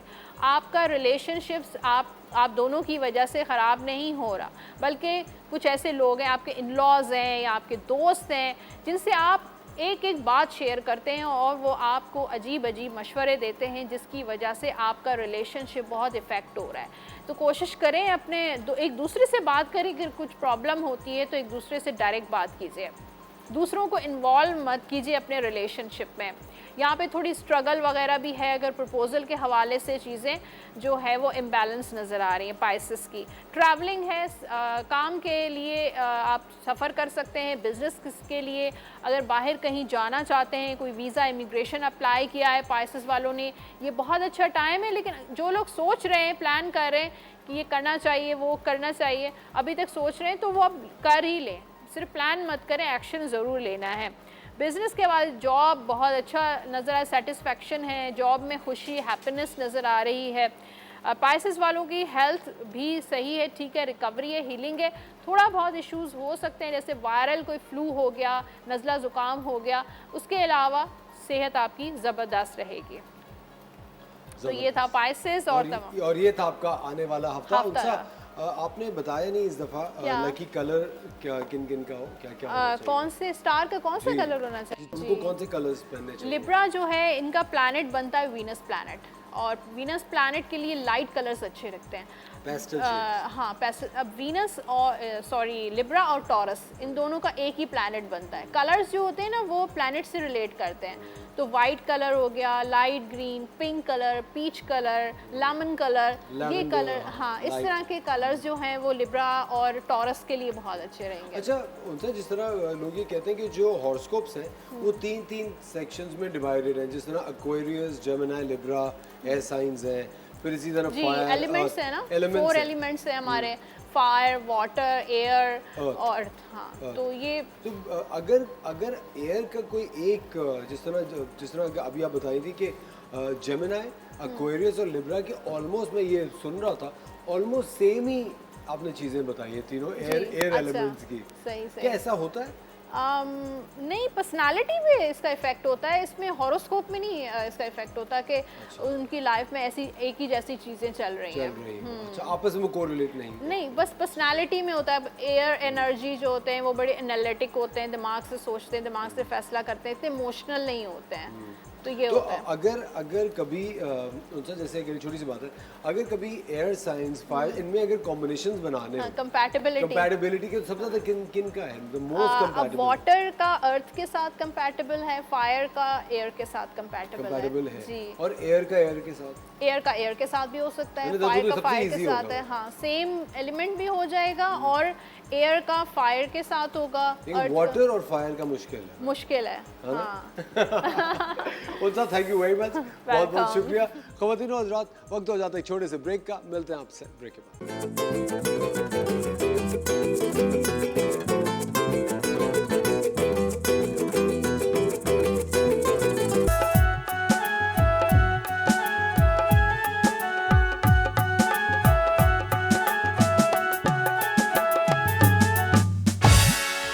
वेलकम बैक ख़वातीन और हज़रात, आप देख रहे हैं द मॉर्निंग स्टार। एक बार फिर आपको शो में वेलकम कहते हैं और हमारे साथ है आप सबकी फेवरेट और हमारी भी बहुत फेवरेट रानी आपा। रानी आपा कैसी हैं आप? अल्हम्दुलिल्लाह, आप कैसे हैं? बेहतरीन रानी आपा। जब दिन की शुरुआत आपसे हुई ना आज, तो आज का पूरा मूड बड़ा जबरदस्त हो गया। इंशाल्लाह बहुत अच्छा होगा। रानी आपा, एक बहुत बड़ा प्रॉब्लम है जिसके लिए पूरे पाकिस्तान से कोई हजारों सवाल आते हैं। बॉडी बहुत फिट है लेकिन पेट बाहर है, चाहे मर्द हो चाहे खवातीन हो, सबका ये प्रॉब्लम है। इसकी क्या वजह है? उसकी वजह खुद अपनी लापरवाही है। लापरवाही जी, देखिए सबसे ज़्यादा बॉडी को फिट रखने में सभी जानते हैं कि एक्सरसाइज और हमारी डाइट का बहुत ज़्यादा अहम किरदार होता है। जो लोग बहुत ज़्यादा ऑयल बेस्ड को प्रमोट करते हैं, यूँ समझ लें फ्राइड चीज़ें बहुत ज़्यादा खाने, पराठे, ऑमलेट, डट के खाना, उसमें नाश्ते को पराठे को नाश्ते में लाजमी करार दे लेना। ज़रूर खाएं, लेकिन क्या आप ये समझते हैं कि जो खाने वाले हैं वो अपनी कैलोरीज़ को बर्न भी करते हैं? अगर वो बर्न कर रहे हैं, और बर्न इस सूरत में होगी कि अगर आपने एक पराठा खाया, एक ऑमलेट खाया और आप उसके मुताबिक इतना ज़्यादा चले, अगर आप एक मील पैदल चल रहे हैं तो इट मीन्स आपने कैलोरीज बर्न कर दी। लेकिन जब आपका काम ही बैठने का है तो कोशिश ये करें कि नाश्ते को हमेशा बहुत स्लाइड लें, बहुत लाइट लें, दोपहर के खाने को थोड़ा हैवी कर दें, और बैठने के साथ साथ अपनी थोड़ी सी, अगर आपका काम सिटिंग का भी है तो थोड़ी सी एक्सरसाइज जारी रखें। और इसके साथ ही मैं एक कहवा बता देती हूँ तमाम लोगों को, सबसे ज़्यादा तो अपने फैट को रिलीज़ करें, अपनी चर्बी कम करें। हाँ, चर्बी कम करें, फैट खाना भी कम करें। फैट खाना यहीं से तो कम होगा, सबसे पहले यहीं से कम होगा। सब लोग कहते हैं कि यहाँ ताला लगाओ पहले। जी, कंट्रोल करेंगे। और आप ये यकीन करें कि फी ज़माना जो फैट है, जो चिकनाई हम ले रहे हैं, ये अपने साथ जुल्म कर रहे हैं, ये हमारे लिए कोई फ़ायदेमंद चीज़ नहीं है। और अगर कोई ऐसी हैवी चीज़ों खाने के आप आदी हैं तो इसके साथ साथ कैलोरीज बर्निंग का मैं एक बहुत ही आसान सा आपको कहवा बता देती हूँ, वो ज़रूर करें, एक्सरसाइज ज़रूर करें।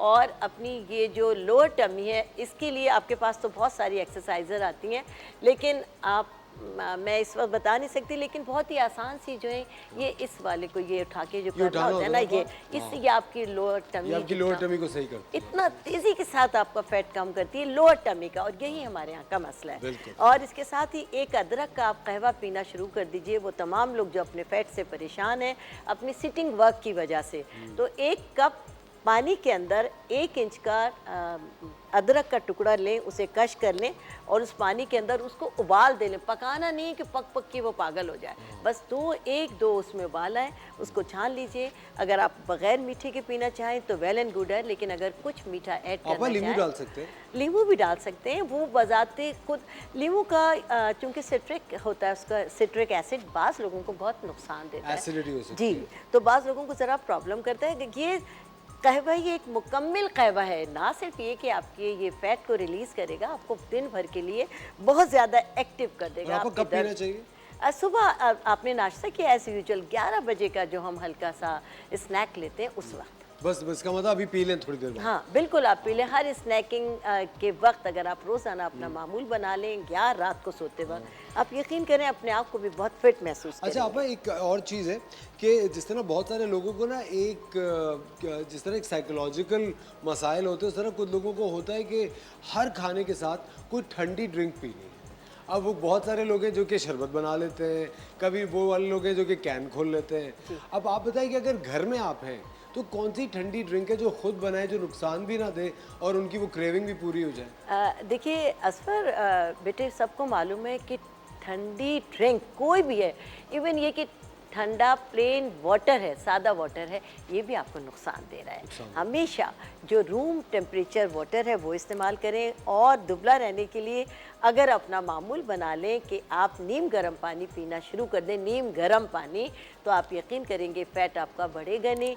लेकिन हमारे यहाँ शोमिया किस्मत कोल्ड ड्रिंक्स का बहुत ज़्यादा रिवाज है, मैं उसके अगेंस्ट हूँ, इसलिए मैं आपको मशवरा नहीं दूंगी। हाँ, अगर खाने के बाद आपको बहुत ही ज़्यादा क्रेविंग है तो आप कोई कहवा पी लीजिए, आप ठंडे को रिलीज़ कर दीजिए, अपनी लाइफ से निकाल दीजिए, तो आप अपने आप को बहुत अच्छा महसूस करेंगे, बिला वजह का फैट नहीं होगा। ये चीज़ें आपको नुकसान दे रही हैं। और कोला ड्रिंक तो आपको पता है कि वैसे ही जहर कातिल है। हमारे साथ एक कॉलर है रानी आपा के लिए, शाहीना झंग से बात करते हैं। अस्सलाम वालेकुम शाहीना। वालेकुम सलाम, कैसे हैं भाई आप? मैं बिल्कुल ठीक, अल्लाह ताला का शुक्र है। आप कैसी हैं, खैरियत से? जी ठीक, आपके ड्रामे देखती हूँ, आप बहुत अच्छी अदाकारी करते हैं। Thank you so much Shaheena, बहुत बहुत शुक्रिया। रानी आपा हमारे मुझे साथ, बड़ी खुशी हो रही है आपसे बात करके। Thank you same here. Thank you Shaheena. अस्सलाम वालेकुम आपा। वालेकुम अस्सलाम गुड़िया। मुझे बड़ी खुशी हो रही है आपसे भी बात करके। आपके प्रोग्राम देखती हूँ टीवी पे, आपको देखती हूँ, आपके यूट्यूब पे भी, चैनल पे भी देखती हूँ आपका प्रोग्राम। बहुत शुक्रिया, बहुत शुक्रिया। Thank you. कोई अच्छा, शाहीना आपका सवाल मेरा है? मसला ये है कि मैं डायबिटीज पेशेंट हूँ, शुगर की। तो जी, मैं जी। ना वो मेडिसिन लेने की वजह से ना आपा, एक तो मेरी जिल्द बहुत ज्यादा खुश्क हो गई है। जी जी, दूसरे आगे नंबर पे ना मेरे, जी, बोलिए बोलिए। और ना दूसरे नंबर पे आपा, मेरी एज से ज्यादा ना, मैं अपनी उम्र से ज्यादा मेरे चेहरे पे झुर्रियां, और इस खुश्की की वजह से ना बहुत ज्यादा ये मसला बन रहा है, इसलिए मैंने कॉल की है। ठीक है, आप हमारा प्रोग्राम देखें, मैं ऑन एयर आपको बताती हूँ। ठीक है Shaheena, thank you very much for calling. Rani आपा बताइए।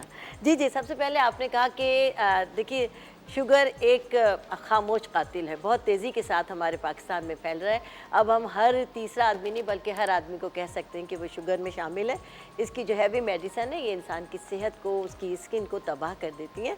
आज इत्तेफाक से जो मैं हेयर की रेमेडी बताने वाली हूँ, उसमें जो चीज़ मेरे पास है इस वक्त, आपकी नसीब अच्छा है कि इसके लिए ये है फ्लैक्सीड, यानी अलसी के बीज। आप लोग सब जानते हैं ये स्किन के लिए ऐसा बेहतरीन टॉनिक है कि आपने इससे पहले इसको जाना नहीं होगा। इसमें जो स्किन की सबसे अहम ज़रूरत है, ओमेगा 2 और ओमेगा 3 शामिल है, जो कि सब जानते हैं कि फ़िश के अंदर होता है, लेकिन कुदरत ने इस बीज के अंदर समो दिया है। आप मेरी बहन जहाँ झंग से शायद बात कर रही थी, जी, आप ये अलसी के बीज ले लीजिए और 50 ग्राम ले लें, इसको पीस कर अपने लिए पाउडर बना लीजिए और 50 ग्राम अपने पास सादे रखें। उसको तो आपको खाना है, एक आधा चम्मच आप लें और एक कप पानी से आप सुबह शाम, आधा चम्मच सुबह आधा चम्मच शाम, इसका इसी हालत में आप खा लीजिए। और इसके साथ साथ आप इसको पीस कर, जो 50 ग्राम आपने पीस कर पाउडर बनाया है, आप इस पाउडर के अंदर थोड़ा सा दही ले लीजिए और थोड़ा सा ऑलिव ऑयल और आधा लेमन स्क्यूज़ कर लीजिए।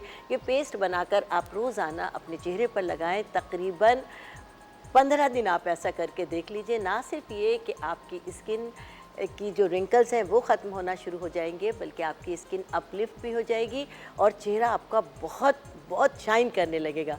जब वो चेहरे की स्किन टाइट होती है तो चेहरा ग्लो करता है। 15 दिन से ही आपको बहुत ज़्यादा फ़र्क पड़ेगा, खाने से भी और लगाने से भी। आप करके देखिए और फिर जब आपको फ़ायदा हो बाकी लोगों को भी बताइएगा ज़रूर। वक्त हो जाता है एक छोटे से ब्रेक का। रानी आपा हमारे साथ हैं, मिलते हैं आपसे ब्रेक के बाद।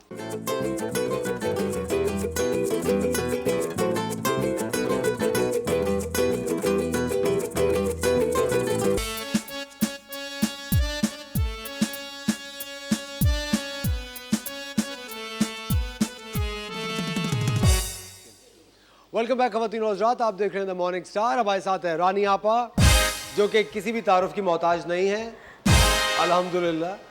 रानी आपा, आज की क्या रेमेडी है? जनाब, आज मैं लाई हूँ हेयर फॉलिंग का एक बहुत ही ज़बरदस्त सा इलाज, और ये इतना कारगर इलाज है कि ना सिर्फ ये कि ये हेयर फॉलिंग के लिए है, बल्कि आपके बालों की इससे रीग्रोथ भी होगी। और उसके साथ साथ वो लोग जो परेशान हैं कि उनके बाल क़ब्ल अज़ वक्त वाइट हो रहे हैं, वो भी इसको इस्तेमाल करेंगे तो इसका बहुत ज़्यादा फ़ायदा होगा। और वो लोग जिनके बाल बहुत रूखे हो गए और शाइनिंग ख़त्म हो गई है, उनको भी बहुत ज़्यादा फ़ायदा होगा, क्योंकि इसके जो इंग्रेडिएंट्स हैं वो तमाम के तमाम लाजवाब हैं। मैं बताऊंगी। सबसे पहले मेथी दाना। मेथी दाना आप लोग सब जानते हैं कि ड्राई फॉर्म में होता है, सख्त होता है। मुझे चूँकि प्रोग्राम के लिए कल इनवाइट किया गया था, तो मैंने रात भर इस मेथी दाने को पानी में भिगो कर रखा। सुबह ये बिल्कुल नर्म पोजीशन में आ जाएगा, इस तरह दबाएंगे तो ये बिल्कुल नर्म हो जाएगा। आप अपने बालों की लेंथ के मुताबिक, बालों की हेल्थ के मुताबिक इसमें आप ले लेंगे। मैं बताती हूँ आपको, 1 चम्मच मैंने लिया मेथी दाना। मेथी दाने की जो क्वालिटीज़ हैं आप इसको पढ़ें तो आपको अंदाज़ा होगा। नबी करीम सल्लल्लाहु अलैहि वसल्लम ने फरमाया कि अगर इंसान को इसकी कीमत का, इसकी अहमियत का अंदाज़ा हो जाए तो ये सोने से भी अनमोल और ज़्यादा कीमत में बिके। तो आप जान सकते हैं कि इसके बेहद, इसके अंदर आयरन बहुत है, ये बालों को वाइट होने से बचाता है। और इसमें जैसा कि मैंने अभी बताया, ये फ्लैक्स सीड यानी अलसी के बीज, 1 चम्मच आप इसमें अलसी के बीज डाल लेंगी। और इसके अंदर हम डालेंगे, सभी जानते हैं कड़ी पत्ता, इसकी खुशबू से वाकिफ़ है, ये भी कमाल की चीज़ है। और मैं बता दूं, इसको मीठा नीम कहते हैं। दरअसल जितने नीम के फ़वाइद हैं वो सब जानते हैं, नीम के तमाम फ़वाइद इसमें हैं। बस फ़र्क ये है कि अल्लाह ताला ने इसको मीठा कर दिया, हम इसको खाने में भी इस्तेमाल कर सकते हैं। अदरवाइज़ नीम कड़वा होता है तो उसे खाने में इस्तेमाल नहीं करते। एक कड़ी पत्ता है ना जी, कड़ी पत्ता है। और इसकी खासियत नीम की है, जो तमाम खासियत कि बॉडी के इन्फेक्शन के लिए, स्किन के इन्फेक्शन के लिए, तमाम चीज़ों के लिए बेहतरीन है। शुगर के लिए, कहीं पर कोई दाना, फोड़ा, फुंसी हो जाए उसके लिए। और तो ये मीठा नीम हमने इसमें। कड़ी पत्ते के फ्रूट भी कोई आते हैं बिल्कुल फालसे की तरह के गुच्छों में, दरख्त पे ग्रो कर रहे हो, तो उन्हें खा सकते हैं क्या? बिल्कुल खा सकते हैं, क्योंकि ये खाने के लिए ही है। ये वाला मीठा नीम इसको इसीलिए कहते हैं कि मीठा कर दिया कुदरत ने इसको। वो जो नीम हमारा है वो कड़वा है, वो सिर्फ लगाने में इस्तेमाल होता है, लेकिन वो भी अगर खा लें, उसको पकाकर उसका पानी पी लें तो कमाल है। और इसको अगर हम इसमें डालेंगे तो इसमें बालों के बहुत ज़्यादा फ़वाइद हैं। तो ये 3 चीज़ें अभी तक हमने इसमें डाला है, मेथी दाना और जनाब अलसी के बीज, और इसमें अपने बालों की लेंथ और हेल्थ के मुताबिक डालेंगे इसमें दही। और इसके अंदर एक चीज़ शामिल करेंगे, 1 चमचा इसमें तेल। और ये 2 तेल रखने का मकसद ये था कि जो तेल भी आपके पास अवेलेबल हो, 1 चम्मच इसमें तेल शामिल कर लेंगे और दही अपने बालों के मुताबिक। फिर इसको हम ग्राइंड करेंगे और ग्राइंड करने के बाद बालों की जड़ों से लेके लंबाई तक हर हिस्से को अलग-अलग करके हम लगा लेंगे। उसके बाद टाई अप कर देंगे तकरीबन 45 मिनट के लिए और ज़्यादा से ज़्यादा 1 घंटे के लिए। 1 घंटे के बाद हम जब इसको सादे पानी के साथ रिंस करेंगे तो काइंडली इसके साथ आप थोड़ा सा शैम्पू ज़रूर यूज़ कीजिएगा, कि कुछ लोग ये समझते हैं कि रेमेडी के बाद आपको शैम्पू नहीं करना, लेकिन मैं आपसे कहूँगी कि इसके बाद शैम्पू ज़रूर कीजिएगा। क्योंकि जब आप ये पैक लगाएंगे तो आपको महसूस खुद होगा कि आपका जो स्कैल्प है वो टाइट सा हो रहा है। ये इस कदर फ़ायदेमंद रेमेडी है कि ये जो मेथी दाना है और ये कड़ी पत्ता है और ये जो हमारे पास फ्लैक्स सीड हैं, ये बालों को, मैंने बताया कि दरअसल ही हेयर फॉलिंग के लिए। हेयर फॉल हमारा कब होता है? जब हमारा फॉलिक खुल जाता है, बड़ा हो जाता है। ये आपके, जब आपको महसूस होगा कि आपका जो सर है, आपका स्कैल्प जो है वो टाइट हो रहा है, इट मीन्स आपके ये फॉलिकल्स को टाइट कर रहा है, टाइट करके रीग्रोथ करेगा उसकी। आपको खुद ही पहली दफ़ा में अंदाज़ा हो जाएगा। और धोने के बाद आप अच्छी तरह थोड़ा सा शैम्पू कीजिएगा और शैम्पू करने के बाद कोशिश कीजिएगा कि आप इसको, आप टैप वाटर, जिस आप टैप के नीचे अपने बालों को रिंस कर रहे हैं या अपने बेसन में, वहीं पर कोशिश करें कि बाल सुलझा लें और वहीं पर कंघा भी कर दें, ताकि जो इसके ग्रैन्यूल्स जो बालों में रह गए हैं थोड़ा सा, हाँ, थोड़े से वो निकल जाएँ। क्योंकि बाज़ लोगों को ज़रा प्रॉब्लम होती है कि वो उसके ग्रैन्यूल जो बाद में निकलते हैं तो हमें बहुत इरिटेशन हो रही है, ये वो, तो आप वहीं निकल जाएंगे। और अगर ऐसा नहीं कर सकते हो, हस्बे मामूल ड्राई होने के बाद आप जब अपने बालों को ब्रश करते हैं तो थोड़ी देर के लिए बारीक कंघा कर लीजिए ताकि वो सारे के सारा निकल जाए। और फिर आप अपने बालों की शाइनिंग देखिएगा। अब और फर्स्ट वॉश में आपको अंदाज़ा हो जाएगा कि आपके बालों में जो हेयर फॉलिंग थी तकरीबन स्टॉप हो गई फर्स्ट वॉश में। और उसके बाद जब आप इसको मुस्तकिल इस्तेमाल करेंगी तो इसका कमाल देखिएगा। और ना सिर्फ ये कि ये आपके लिए, आपके घर के हर फर्द के लिए है, और आपके हस्बैंड, आपके अब्बू, आपके भाई, किसी के साथ भी अगर बालों का मसला है आप उनको इस्तेमाल करवा सकती हैं, क्योंकि ये हर एक के लिए, इसका कोई नुकसान नहीं है। और रानी पर किस फ्रीक्वेंसी में इस्तेमाल करना है, कितने कितने दिन में इस्तेमाल करना है? देखिए, हफ्ते में 2 बार जैसे हम शैम्पू करते हैं, कुछ लोग हैबिचुअल होते हैं कि वो डेली करते हैं, डेली भी कर सकते हैं, क्योंकि रेमेडीज़ का कोई नुकसान नहीं होता। क्योंकि आपको बेहतरीन रिजल्ट चाहिए और बेहतरीन रिजल्ट इंशाल्लाह पहले वॉश से ही मिलना शुरू हो जाएगा। अच्छा रानी पर जिस तरह बताई थी कि कड़ी पत्ते के बहुत ज़्यादा फ़वाइद हैं, बहुत सारे लोगों ने अपने घरों में लगाया हुआ होता है इसको किस तरीके से और हम इस्तेमाल कर सकते हैं खाने में? क्या जी, बस जी। काट के वॉश कर लें? सिंपल, ये दरख्त का ही टूटा हुआ है, मेरे अपने उसमें से तोड़ कर लाई हूँ।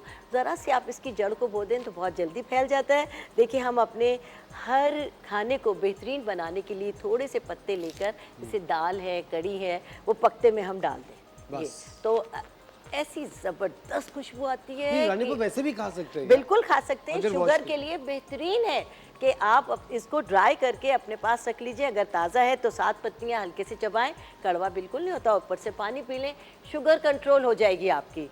जिन लोगों के घुटनों में दर्द है बहुत ज़्यादा, जिनके जोड़ों में दर्द रहता है, कमर में दर्द है, कोई ऐसा प्रॉब्लम है, तो यही जो कड़ी पत्ता है इसको सरसों के तेल में पका लें, बिल्कुल धीमी आंच पे। जब ये जल जाए बिल्कुल, एक तो इसका भगार भी बनता है, किसी भी भगार में प्याज के साथ इसको आप डाल दें, जल जाएगा। आप कड़ी में, दालों में भगार कर दें। आप अपने जितने भी गोश्त बना रहे हैं उसके अंदर डाल दें, जो हम अपने ड्राई गोश्त बनाते हैं, जैसे कि बहुत चिकन कढ़ाई है, मटन कढ़ाई है, भुना हुआ गोश्त है, उसमें डाल दें तो इसकी बहुत ज़्यादा खूबसूरत खुशबू हो जाती है। और शुगर वाले इसको सुखाकर या इसी तरह ताज़ा फॉर्म में 7 पत्तियां खा लें तो बहुत ज़्यादा फ़ायदा होगा। दर्दों के लिए इसको एक पूरी गट्ठी ले लें, यानी बहुत सारा ले लें, और सरसों का तेल ले लें 50 ग्राम। धीमी आंच पे इसको पका लें। जब भी बिल्कुल, क्योंकि तेज़ आंच पे तो एकदम भग से जल जाएंगे, लेकिन इसका उसमें इफेक्ट नहीं आएगा, तो आप बिल्कुल धीमी आंच पे इसको पका लें। जब ये जल जाए, कोयला हो जाए, तो ठंडा होने पर निकाल लें और यही तेल इस्तेमाल करें। आने वाले दिन सर्दियों के, और अपने घर के जो बुज़ुर्ग हैं या बच्चे, आप ख़ास तौर पे, और बेहतरीन तरीक़ा मसाज का हमेशा याद रखिए कि आपके पाम है जिन पर आपको मसाज करना है, पैरों के तलवे हैं जिन पर आपको मसाज, फोकस आप इन 2 चीज़ों पे कीजिए, और तमाम जॉइंट्स पर तो अल्लाह के फजल से एक बेहतरीन तेल आपके पास मिल जाएगा। जिसको भी दर्द है, दर्दों से निजात मिल जाएगी। अरे ज़बरदस्त। रानी भाई, यानी कड़ी पत्ता अगर मेरे घर में लगा हुआ है तो मैं उसकी एक शाख तोड़ूं, उसको धो लूं अच्छी तरह से, अच्छी तरह पानी से, और उसके 7 पत्ते तोड़ के कच्चा खा के पानी पी सकते हैं। पानी पी लें, अपने सैलेड्स में ऊपर से डाल दें। और आपके पास तो शेफ़ हैं जो आपको ऐसे बेहतरीन इसके, हमारे पास जो शेफ है वो आशिक है कड़ी पत्ते की।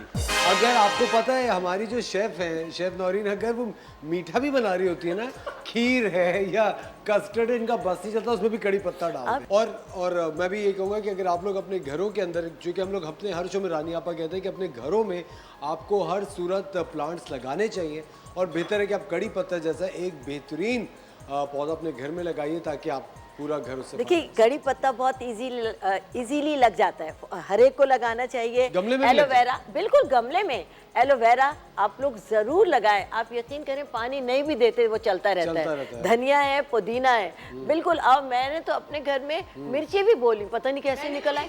हाँ, अब ज़बरदस्त आती हैं, ज़बरदस्त। रानी आपा, बहुत बहुत शुक्रिया आपका, थैंक यू वेरी मच। बहुत खुशी होती है रानी आपा जब आप हमारे शो पर आती हैं, और बहुत सारे लोग हैं वो भी बहुत खुश होते हैं। ख़वातीन और हज़रात, वक्त हो जाता है एक छोटे से ब्रेक का। मिलते हैं आपसे ब्रेक के बाद।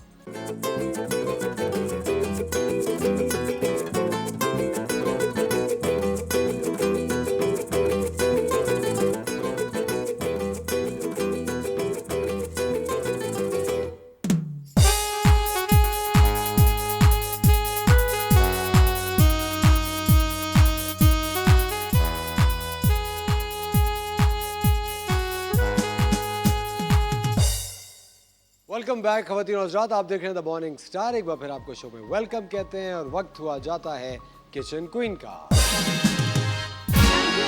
अच्छा जी, आज की जो रेसिपी है वो है धुआंधार। धुआंधार मीन्स कोयला कढ़ाई, जो कि हम बीफ मिन्स के साथ बनाएंगे। जो बीफ का जो कीमा होता है उसके साथ हम धुआंधार एक कोयला कढ़ाई टाइप बनाएंगे, बीफ की, मिन्स की, कीमे की कढ़ाई। ठीक है, चले हम ये थोड़ा सा, मैंने इसमें ऑयल ऐड किया, मैं भी थोड़ा सा ऑयल ऐड कर देती हूँ इसके अंदर। ठीक है, इसमें ऑयल जाएगा, half a cup of oil जाएगा। ठीक है, अच्छा, मैंने इसमें 1 टीस्पून बटर ऑलरेडी ऐड किया हुआ था। ठीक है, चलिए आ जाते हैं हम इंग्रेडिएंट्स की तरफ। इससे मैंने लिया ये 500 ग्राम कीमा है। ठीक है, बीफ का मिन्स है। ठीक है, ये मैंने लिया ½ kg। इसमें प्याज जाएगी 1 मीडियम साइज़ की, चॉप हुई हुई है। हल्दी का पाउडर है, काली मिर्च का पाउडर है, लाल कुटी हुई मिर्चें हैं, सफ़ेद ज़ीरा है, लहसुन अदरक का पेस्ट है, साबुत गरम मसाला है, पिसा हुआ पाउडर है, गरम मसाला है, नमक है, हरा धनिया है, करी लीव्स हैं, और साबुत गोल लाल मिर्चें हैं, और ये 1 कप दही है। ठीक है, दही थोड़ा जम रहा था तो मैंने इसको बाहर रखा था, तो ये थोड़ा सा अच्छा जमा हुआ दही जब पिघला डीप फ्रॉस्ट होता है थोड़ा सा क्रीमी टेक्सचर हो जाता है इसका, जो कि बहुत मज़े का लगता है। कभी आप लोग दही बड़े बनाते हैं तो उसमें आप लोग दही ऐड के थोड़ी देर फ्रीज कर दिया करें दही को, क्योंकि जब वो डीप फ्रॉस्ट होगा ना थोड़ा क्रीमी टेक्सचर आएगा, उसमें 2 टेबलस्पून क्रीम के ऐड कर देंगे तो फिर तो वाह वाह हो जाएगी। तो चलें जी, ये है सही है। अच्छा हमारा ऑयल, अच्छा मैंने इसमें कोयला जो मेन है वो कोयला है, जो कि मैंने इसको सुलगने के लिए चूल्हे पे रख दिया ताकि सुलग जाए, थोड़ा रेड हो जाए, तो फिर हम इसका धुआं जब हमारा कीमा रेडी हो जाएगा उसमें ऐड कर देंगे। ठीक है, चलें जी, अब हम अपना फ्लेम ऑन करते हैं। इस तरीके से हमने फ्लेम ऑन किया। जब ऑयल थोड़ा सा गर्म होने लगेगा तो फिर हम इसके अंदर प्याज और कीमे को ऐड करेंगे, ताकि साथ साथ हम इसको थोड़ा सा फ्राई करेंगे।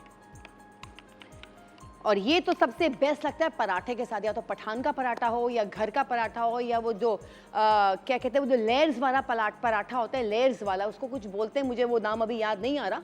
तो वो जो होता है वो वाला पराठा जो पठान का होता है वो वाला, उसके साथ आप ये खाएंगे, उफ मज़ा आ जाएगा। हम लोग जब ट्रेन में सफ़र करते थे ना, कहीं इस्लामाबाद जा रहे हैं, लाहौर जा रहे हैं, कहीं भी जा रहे हैं, पाकिस्तान के अंदर अंदर कहीं जा रहे हैं, तो हम लोग क्या करते थे, कीमा बनाती थी मेरी मम्मी, हरी मिर्च कीमा होता था, उफ इट वाज सो लवली। वो ट्रेन में खाने का पराठे के साथ तो अलग ही मज़ा है। साथ में कोई ड्रिंक ले लें, कोई लस्सी ले लें, कुछ भी ले लें, और इसके साथ ये पराठा एंड कीमा मैंने ट्रेन में बहुत खाया है, ट्रस्ट मी। और ट्रेन में खाना खाने का एक अलग ही मज़ा होता है। वो छुक छुक छुक छुक जाती है और साथ में हमारे मुंह में भी छुक छुक छुक छुक कीमा एंड पराठे के लुक में जाते हैं।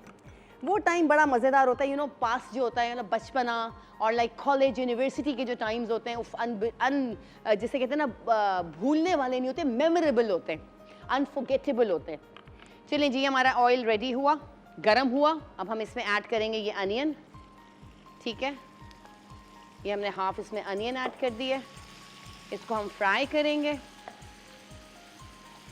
इसको हम फ्राई करेंगे, साथ साथ मैं इसके अंदर डालूंगी ये करी लीव्स। देखिए करी लीव्स का एक अपना मज़ा होता है। करी लीव्स का जो देसी खानों में टेस्ट होता है, कम से कम डाल दें आप, 3 डाल दीजिए, 2 डाल दें, टेस्ट आ जाएगा। लेकिन मैं 10 से 12 से कम नहीं डालती, क्योंकि इसमें बहुत, मुझे तो करी पत्तों का बहुत अच्छा टेस्ट आता है, और ये हेल्दी भी बहुत होते हैं, बालों के लिए, आपकी स्किन के लिए बहुत अच्छा होता है। चलें जी, ये हमारे करी पत्ता और अनियन फ्राई हो रहा है। साथ साथ मैं इसके अंदर ऐड कर दूंगी ये कीमा, जो कि हमने बीफ का लेकर रखा हुआ था, ½ kg। ठीक है, ये हमने कीमा इसके अंदर ऐड कर दिया। ये हमने ½ kg कीमा इसके अंदर ऐड कर दिया। थोड़ा हम इसको यूं करेंगे ताकि टूट जाए, थोड़ा ये जम रहा था। ठीक है, ये हम थोड़ा इसके अंदर ऐड करेंगे। कोयला हमारा जल रहा है। अच्छा, आप लोग ये भी कर सकते हैं, जैसे कोयला जला हुआ हो, ठीक है, आपने कीमा जो कच्चा है, आपका जो रॉ कीमा है, आपने उसके अंदर ब्रेड का पीस रखा या कोई छोटी सी कटोरी रख दी, उसके अंदर आपने ये कोयले को डाला, ऊपर से बटर या मक्खन जो भी है, या कोई भी सालन का जो ऑयल है वो बचा हुआ, वो आपने डाल के इसको बंद कर दिया, ढक दे, तो जितना भी वो धुआं होगा ना वो कीमे के अंदर जज्ब हो जाएगा। तो दैट इज़ रियली गुड। तो आप लोग यूँ भी कर सकते हैं, बना के भी कर सकते हैं, और वैसे भी कर सकते हैं जब ये रॉ हो। लेकिन मैं इसमें करूँगी जब ये बन जाएगा तो फिर मैं इसमें धुआं दूंगी उसका कोयले का, कि बारबेक्यू टाइप ये कीमा बनेगा। उसका बारबेक्यू की स्मेल आएगी, कोयले की स्मेल आएगी, बहुत ज़बरदस्त होती है। तो आप कुछ भी बनाए, कोयले की स्मेल दे दीजिए। बारबेक्यू, आपने पिज़्ज़ा बना रहे हैं, आप चिकन टिक्का पिज़्ज़ा बना रहे हैं, टिक्के के आपने बिल्कुल श्रेड कर दिया उसको, या क्यूब्स में काट लिया, उसमें पहले से आपने कोयले का धुआं दे दिया, उसके बाद आपने उसको मसाले में बनाया, तो वो बिल्कुल बारबेक्यू टिक्का वाली स्मेल आएगी। छोटी छोटी चीज़ें होती हैं, कोई रॉकेट साइंस नहीं होता, आराम से आप लोग आराम से कर सकते हैं। अगर जिनको बहुत पैशन हो खाना पकाने का, तो वो ये सब चीज़ें खुद से दिमाग में आ जाती हैं। चले जी, अच्छा, इसको हाई फ्लेम पे हमें बनाना है ताकि पानी ना छोड़े। इसके अपने पानी में ये कीमा गलेगा। कुछ लोग कीमे में भी पानी इतना भर देते हैं कि वो सारी जो न्यूट्रिशन वैल्यूज़ होती हैं, जो न्यूट्रिशन होते हैं, जो सारे हमारे इसमें वाइटामिन होते हैं, सारे ख़त्म हो जाते हैं। तो इसको कीमा हो गया, सब इनको अपने ही जूसेस में बनने दिया करें, ज़रूरत ही नहीं है, no need to add water, पानी डालने की बिल्कुल भी ज़रूरत नहीं है। कीमा चिकन का हो गया, मटन का हो गया, बीफ का हो गया, ये मैंने बीफ का लिया है, मीन्स देखें ये इसी के पानी में गलेगा जो इसके अपने जूसेस हैं, ज़रूरत ही नहीं है मैं कि इसमें पानी डालूंगी। आराम से पकाएंगे खाना, आराम से गल जाएगा। जितना जल्दी में करेंगे उतनी जल्दी के काम हमेशा शैतान के काम होते हैं, तो वो चीज़ अच्छी नहीं बनती। आराम आराम से हर चीज़ बन जाती है, और खुशी खुशी बनाएंगे, एनर्जेटिक होंगे, फ्रेश होंगे, तो आपका खाना भी बहुत अच्छा बनेगा। स्माइल के साथ सुबह सुबह अर्ली मॉर्निंग उठा करें और अच्छा सा नाश्ता किया करें, फिर आप खाने की तरफ फिर खाने का सोचा करें क्या पकाने का और फ़ौरन बना लिया करें। दोपहर का वेट मत किया करें, फिर वो गर्मी हो जाती है, फिर दिल नहीं चाहता कि किचन में जाके हम खाना कुकिंग करें। सुबह सुबह का टाइम सबसे बेस्ट टाइम होता है कुकिंग का, ट्रस्ट मी। चलिए जी, अब इसके अंदर हम ऐड करेंगे कुछ मसाला जात। इसके लिए मुझे चाहिए होगा स्पून। अच्छा जी, सबसे पहले मैं इसमें डालूंगी काली मिर्च का पाउडर।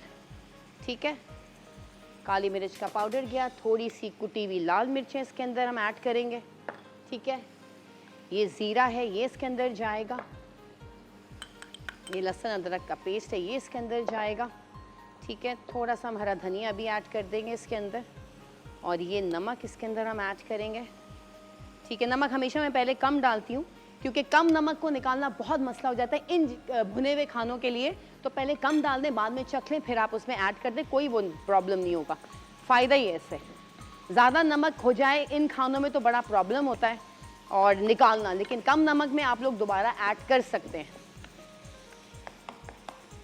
अच्छा, मैं एक और मुझे भी याद आया कि मेरे जो फैंस हैं, जो मतलब मेरा पेज है, उस पर मेरे पास काफ़ी सारी एक सवालात की भरमार थी।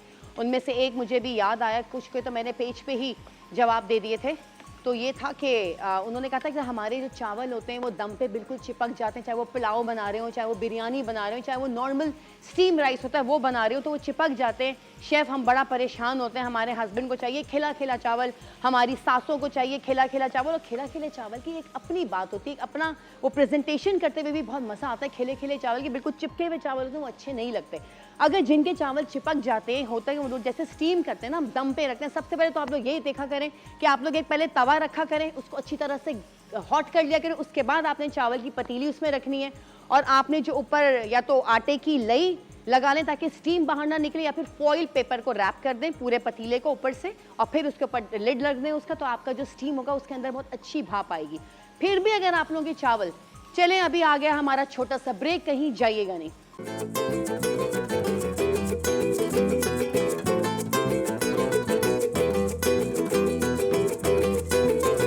जी, वेलकम बैक। अच्छा, ब्रेक पे जाने से पहले मैं इसको भून रही थी, ठीक है, और मैं आप लोगों को बता रही थी चावल जिनके चिपक जाते हैं। अच्छा, आपने क्या करना है, स्टीम, फिर आपने चावल रख दिया, आपने जब खोला उसको, लाइक फॉइल हटाया, तो आपने कहा थोड़े थोड़े चावल चिपके हुए हैं, थोड़े से खिले हुए भी हैं, थोड़े से चिपके हुए भी, तो आपने क्या करना है, एक ब्रेड का स्लाइस रख देना है। ब्रेड का स्लाइस रख के उसका लिड ऊपर से बंद कर दें, जो उसका ढकना होता है, और 5 से 7 मिनट के बाद आप वो जब लिड हटाएंगे तो आप वो जो टोस्ट, जो ब्रेड आपने रखा होगा, वो उसमें पूरा एब्जॉर्ब कर चुका होगा। उसका जो पानी होता है चावल का या जो भी होता है, वो सारी चीज़ें उसमें एब्जॉर्ब हो जाएंगे और आपके चावल बिल्कुल खिले खिले हो जाएंगे। ट्रस्ट मी, ये करके ज़रूर देखिएगा।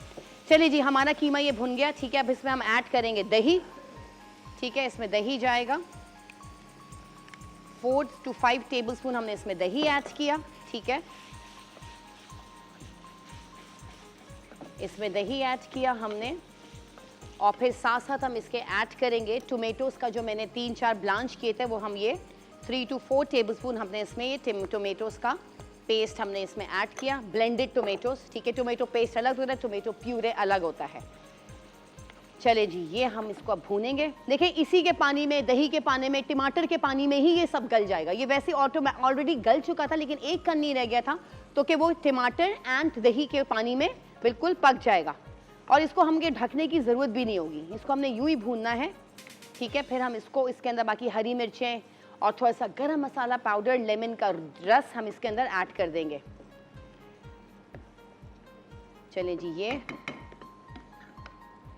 इतने ये भून रहा है। मैं आप लोगों को भी रेसिपी भी रिपीट कर देती हूँ साथ साथ, क्योंकि बहुत से लोगों की रेसिपी मिस हो जाती है, लाइट नहीं होती, कहीं लोड शेडिंग ज़्यादा हो रही है कुछ एरियाज़ में, तो और जैसे कभी शाम को भी नहीं हो सकता, टीवी नहीं चलता, क्योंकि वो कभी लोड शेडिंग, शाम सबके अपने अपने टाइमिंग्स हैं जगहों के। तो मैंने इसमें क्या किया था, मैंने इसमें ½ kg बीफ का कीमा लिया था, ठीक है, और फिर मैंने क्या किया, वोक लिया, उसके अंदर मैंने ऑयल डाला ½ कप, उसके अंदर मैंने डाली प्याज आधी, बिल्कुल चॉप हुई हुई, फाइनली चॉप, जो जैसे ऑमलेट की प्याज करती है, वो मैंने ऐड किया। फिर मैंने उसमें ज़ीरा ऐड किया, करी लीव्स ऐड किए, आपका सफ़ेद ज़ीरा ऐड किया, थोड़ी सी प्याज मैंने ऐड करके उसको मैंने थोड़ा ब्राउन किया। उसके बाद मैंने इसमें मिन्स डाल दिया, मतलब कीमा ऐड कर दिया। कीमा ऐड करने मैंने अच्छी तरह उसको फ्राई किया कीमे को। फिर उसके बाद मैंने इसमें हल्दी का पाउडर ऐड किया, कुटी हुई लाल मिर्चें ऐड करी, ठीक है, नमक ऐड किया, काली मिर्च का पाउडर ऐड किया, चिली फ्लेक्स ऐड किया, फिर मैंने इसको अच्छी तरह भून लिया। फिर जब भून गया थोड़ा तो मैंने इसके अंदर योगर्ट ऐड किया और टमाटर का जो मैंने टमाटर का जो प्यूरे बना के रखा था वो मैंने इसके अंदर ऐड कर दिया, जो कि ये अब देखें ये भुनने की तरफ आएगा। जब इसका ऑयल ऊपर आ जाएगा तो इट्स रेडी, इट्स डन। फिर आप इसके अंदर कोयला रख के फिर इसमें कोयले का धुआं दीजिएगा, ऊपर से हरी मिर्चें, हरा धनिया, अदरक कुतरी हुई, और ये सब करके आपने इसको ढक देना है 2-3 मिनट के लिए। फिर आप इसको सर्व कीजिएगा और इसको आराम से खाइएगा पराठे के साथ, रोटी के साथ, चपाती के साथ, पीटा ब्रेड के साथ। पीटा ब्रेड तो मुझे बहुत पसंद है क्योंकि जब वो टोस्ट होती है ना तो उसमें मतलब मक्खन लगाएं, थोड़े से सेसमी सीड्स डाल के उसको ओवन में रख दें या तवे पे रख दें, उफ वो बहुत मज़े की होती है, क्रिस्पी। इसके साथ खाइए, थोड़ा सा सैलड बना लीजिए, लस्सी बना लीजिए या कोई कॉकटेल बना लीजिए। अदरक का ड्रिंक मैंने आपको सिखाया हुआ है वो बना लीजिए, पुदीने के पत्तों वाला ड्रिंक बना लीजिए। ये बहुत मज़े का लगता है, स्पेशली दोपहर में भी ठंडा ठंडा भी, क्योंकि समर्स हैं, गर्मी है, तो गर्मियों में ये सारे ड्रिंक्स बहुत मज़े के लगते हैं। तो ये आप लोग ट्राई ज़रूर कीजिएगा। अच्छा, ये भी मैं साथ साथ इसके डाल दूँगी ये 3 से 4 साबुत गोल मिर्चें। लाइक कोयला हमने जो करना होता है, जलाना होता है, तो हम कोई रबर रोटी का पीस रख दें या रोटी का पीस रख दें या नान का पीस हो, कुछ भी, या पापा भी अगर घर में हो तो वो आप लोग रख के उसके ऊपर आप लोग कोयला डाल दें। छोटी सी स्टील की कटोरी होती है उसको रख दीजिए, उसके अंदर कोयला डाल के थोड़ा सा ऑयल या बटर आप इसमें डाल के ढक दें, तो पूरा वो आपका जो अरोमा होगा, जो जितना भी धुआं होगा, सारा आपके खाने में आराम से आ जाएगा। चले जी, ये हमारा कीमा भी थोड़ा सा हम इसको भूनने की तरह डालें, क्योंकि मैंने इसमें दही ऐड किया था, टमाटर ऐड किया था, तो उसके पानी में थोड़ा सा और गल जाएगा। इसको हम भूनेंगे इस तरीके से। रेसिपी अगर आप लोगों की मिस हो जाती है, आप लोग डेली यूट्यूब पे देख सकते हैं, तो डेली अपलोड होती है, डेली हमारा शाम को प्रोग्राम रिपीट होता है, आप लोग उसमें देख सकते हैं। आप लोग अपनी फरमाइशें कर सकते हैं, जिनको इस प्रोग्राम में आना है, मेरे साथ कुकिंग करनी है, वो लोग आराम से आ सकते हैं। नंबर हमारा चल रहा होता है स्क्रीन पे, तो आप लोग वहाँ आप कॉल कीजिए और आप लोग आइए। बिल्कुल अपनी कोई डिशेस बनाना चाहते हैं, अपनी कोई स्पेशलिटी हो, आपकी कोई सिग्नेचर डिश हो, आप मेरे साथ आके शेयर करें, यहाँ पे बनाएं या फिर मेरे साथ आके कुकिंग करें, जो आप लोग की मर्जी, जैसा आप लोगों को अच्छा लगे। और आप लोग की जो फरमाइश है, जो भी है, तो वो आप हमें दे सकते हैं।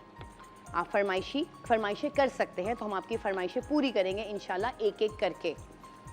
चलिए जी, ये हमारा आ रहा है कीमा भुनने की तरफ आ रहा है। अच्छा, इसी स्टेज पे मैंने क्या करना है, देखिए मैंने ब्रेड रखा इस तरीके से, ठीक है, और ये जो है हमारे पास कोयला, मैं इस पे ये रखूँगी यूं करके, ठीक है, और ये हमारा आ गया ऑयल, ये ठीक है, और हमने इसको अभी ढक देना है इस तरीके से, ठीक है। थोड़ा सा इसमें आएगा अरोमा कोयले का, तो वो धुआंधार कीमा कढ़ाई हमारा रेडी हो जाएगा। तो बस थोड़ी देर इसको रहने दीजिएगा ताकि इसके सारे जितने भी वो पूरा धुआं होगा वो इसके अंदर एब्जॉर्ब कर ले, तो उसका टेस्ट बहुत डिफरेंट आ जाता है। ये आप लोग ज़रूर ट्राई कीजिएगा, उम्मीद है आप लोगों को ये पसंद आएगा, क्योंकि बहुत एक तो झटपट बनता है और जल्दी मतलब आपको पता है मेरी जितनी भी रेसिपीज़ होती हैं, जब से मैंने ये प्रोग्राम स्टार्ट किया, मेरी जितनी भी रेसिपीज़ होती हैं मेरी क्विक ही होती हैं, बहुत क्विक रेसिपीज़ होती हैं। ज़्यादा से ज़्यादा 15 से 20 मिनट में सारी चीज़ें बन जाती हैं, चाहे वो आपके एपेटाइजर्स हों, चाहे वो आपके मेन कोर्सेज हो, चाहे वो आपके सूप्स हों, व्हाटएवर, कुछ भी, हमेशा क्विक रेसिपीज़ बनाया करें।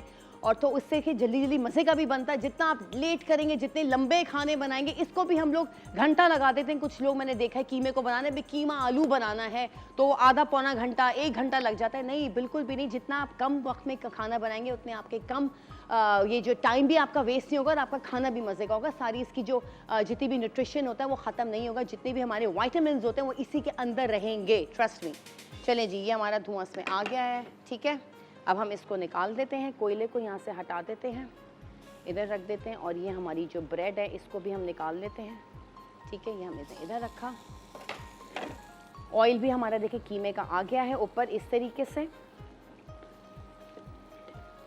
चलें जी, हमारा कीमा भी रेडी हो गया है। अब हम इसको आ जाते हैं सर्विंग की तरफ।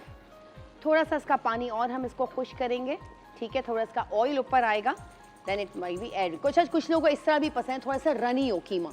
अच्छा, चाहे तो आप लोग इसमें आलू भी ऐड कर सकते हैं। छोटे छोटे आलू आपने काटा, इसमें डाल दिया, तो उबाल के भी डाल सकते हैं। नहीं उबाल के डालना, आप लोग वैसे डालें, छोटे छोटे काट के फिर इसको दम पे रख दीजिए। तो ये आलू कीमा कढ़ाई भी हो सकता है। आलू कीमा अलग बन जाएगा लेकिन टेस्ट बहुत अच्छा आ जाएगा, ठीक है। इसको मैं 2 मिनट के लिए और ढकती हूँ ताकि थोड़ा सा इसका पानी और खुश्क हो जाए और थोड़ा सा ऑयल ऊपर आ जाएगा, तो फिर हम इसको सर्व कर देंगे। मज़ेदार से दोपहर का खाना आप लोगों का रेडी हो जाएगा मिनट में। और चाहें तो उसके साथ आप लोग उबले हुए अंडे भी ऐड कर सकते हैं। उबले हुए अंडे कीमे के साथ बहुत मज़े के लगते हैं, फुल बॉइल्ड एग्स जो होते हैं। चलिए जी, अब इसी उसमें मैं चूल्हा बंद कर देती हूँ और ये हमारे पास है हरा धनिया, थोड़ा सा मैं इसमें ऐड कर देती हूँ, बाकी मैं ऊपर से डाल दूँगी।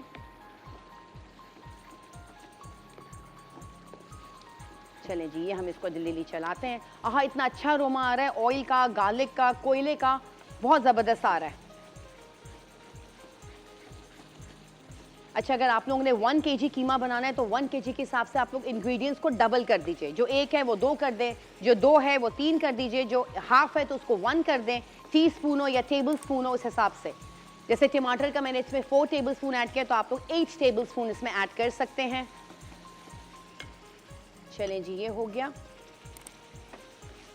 हमारा कीमा भी ऑलमोस्ट रेडी है, इसको बस हमने अब करना है सर्व। इस तरीके से इसका पानी भी खुश्क हो गया है, इसके अपनी जूसेस में बनाए, टमाटर में बनाए, दही में बनाओ, जो कीमे का अपना जूस होता है उसके अंदर बनाए, इसके सारे विटामिन इसी के अंदर हैं। चलें, अब मैं कर देती हूँ इसको सर्व। इसको हम कर देते हैं सर्व। इस तरीके से हमने कीमे को यहाँ डाला, ठीक है, और इसके साथ साथ हम ऊपर डाल देंगे हरा धनिया, ठीक है, ये हम यहाँ से हटा देते हैं। उम्मीद है आप लोगों को मेरी रेसिपी पसंद आई होगी। प्लीज़ आप लोग ये ज़रूर ट्राई कीजिएगा। अब चलते हैं हम छोटे से ब्रेक पे, कहीं जाइएगा नहीं, और जैसे ब्रेक से वापस आते हैं देखते हैं असफर के पास कौन से अमेजिंग गेस्ट है।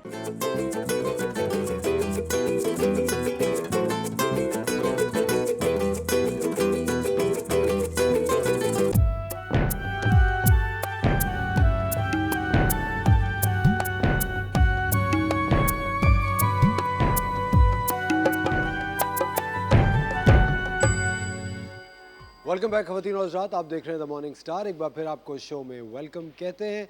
हमारे साथ हैं हमारे बहुत ही अजीज़ मुफ्ती गुलाम दस्तगीर साहब। अस्सलाम वालेकुम मुफ्ती साहब। वालेकुम अस्सलाम। बहुत बहुत शुक्रिया आप मुफ्ती साहब वक्त निकालते हैं हमारे शो के लिए। और खवातीन और हज़रात, आपका बहुत बहुत शुक्रिया कि आप लोग हर हफ्ते हमें बेतहाशा सवाल भेजते हैं, लेकिन हम वो वाले सवाल शॉर्टलिस्ट करते हैं जो कि हमें लगते हैं कि थोड़ी से ज़्यादा गंभीर हैं, वो सिचुएशंस जो कि थोड़ी सी ज़्यादा प्रेवलेंट है, कॉमन है, जिसकी वजह से बहुत सारी फैमिलीज़ परेशानी का शिकार रहती हैं। एक सवाल मेरे सामने आया, मैं पढ़ रहा था और बिल्कुल ऐसा लग रहा था कि जैसे बहुत ही पुराने वक्तों में चला गया हूँ। और आजकल के दौर में अगर इस तरह का सवाल सामने आता है तो एक तो शर्मिंदगी से सर झुक जाता है और एक अफसोस भी बहुत ज़्यादा होता है कि हम किस तरह के माशरे का हिस्सा हैं। ये एक हमारी बेटी ने सवाल भेजा है, उन्होंने नाम अपना नहीं बताया, और ये सवाल भी सोचिए कराची जैसे एक मेट्रोपॉलिटन सिटी से आया है।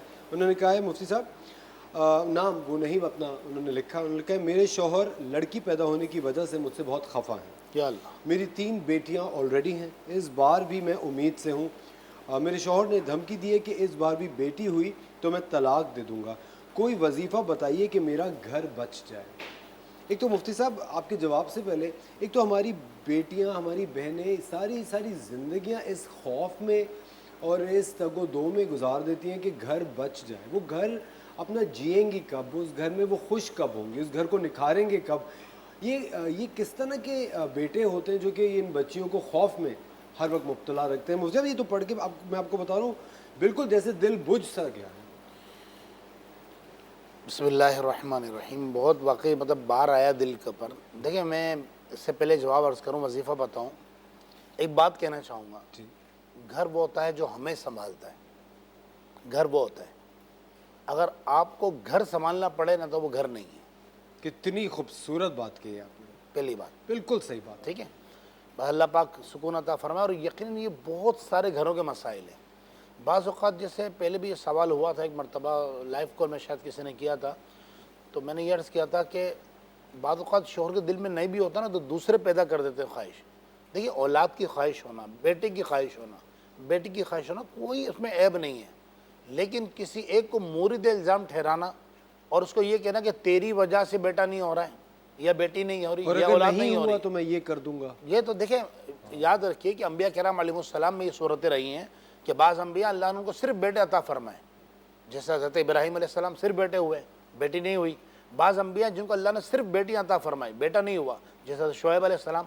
और हमारे आका अल्लाह ने बेटे भी अता फरमाए, बेटी भी अता फरमाई। बाज़ अंबिया किराम अलैहिस्सलाम की औलाद ही नहीं हुई। तो ये अल्लाह ने कुरान पाक में इरशाद फरमाया यहबु लिमन यशाउ इनासा व यहबु लिमन यशाउ ज़ुकूरा, अल्लाह जिसको चाहता है सिर्फ बेटियां देता है। व यहबु लिमन यशाउ ज़ुकूरा, जिसको चाहता है सिर्फ बेटे देता है। औ युज़व्विजुहुम ज़ुकराना व इनासा, और जिसको चाहता है बेटे और बेटियां दोनों अता फरमाता है। व यजअलु मन यशाउ अक़ीमा, और जिसको चाहता है बे औलाद रख देता है। तो इसमें ना तो अगर औलाद हो जाए तो ना मर्द का कोई कमाल है, और अगर नहीं हो रहा तो ना किसी का कोई कसूर है, औरत का कसूर है। ये तो सरासर मतलब आपने जिसे कहा कि मतलब ऐसा लगता है कि पुराने ज़माने में हम जी रहे हैं। दौरे जाहिलियत में कहा जाता था कि वो बेटी को बुरा समझते थे। वैदा बुश्शिरा अहदुम बिल उनसा वल्ला वजहु मुस्वद्दन वहुवा कज़ीम, कुरान फरमाता है कि जब उनको कफ़ार को, ये कुफ़ार की सिफत है कि जब उनको बेटी की खुशखबरी दी जाती तो फरमाया जाता उनका मुँह सिया हो जाता। यतावारा मिनल कौम मिन सूइन, और शर्मिंदगी की वजह से वो कौम से मुँह छुपाता फिरता था।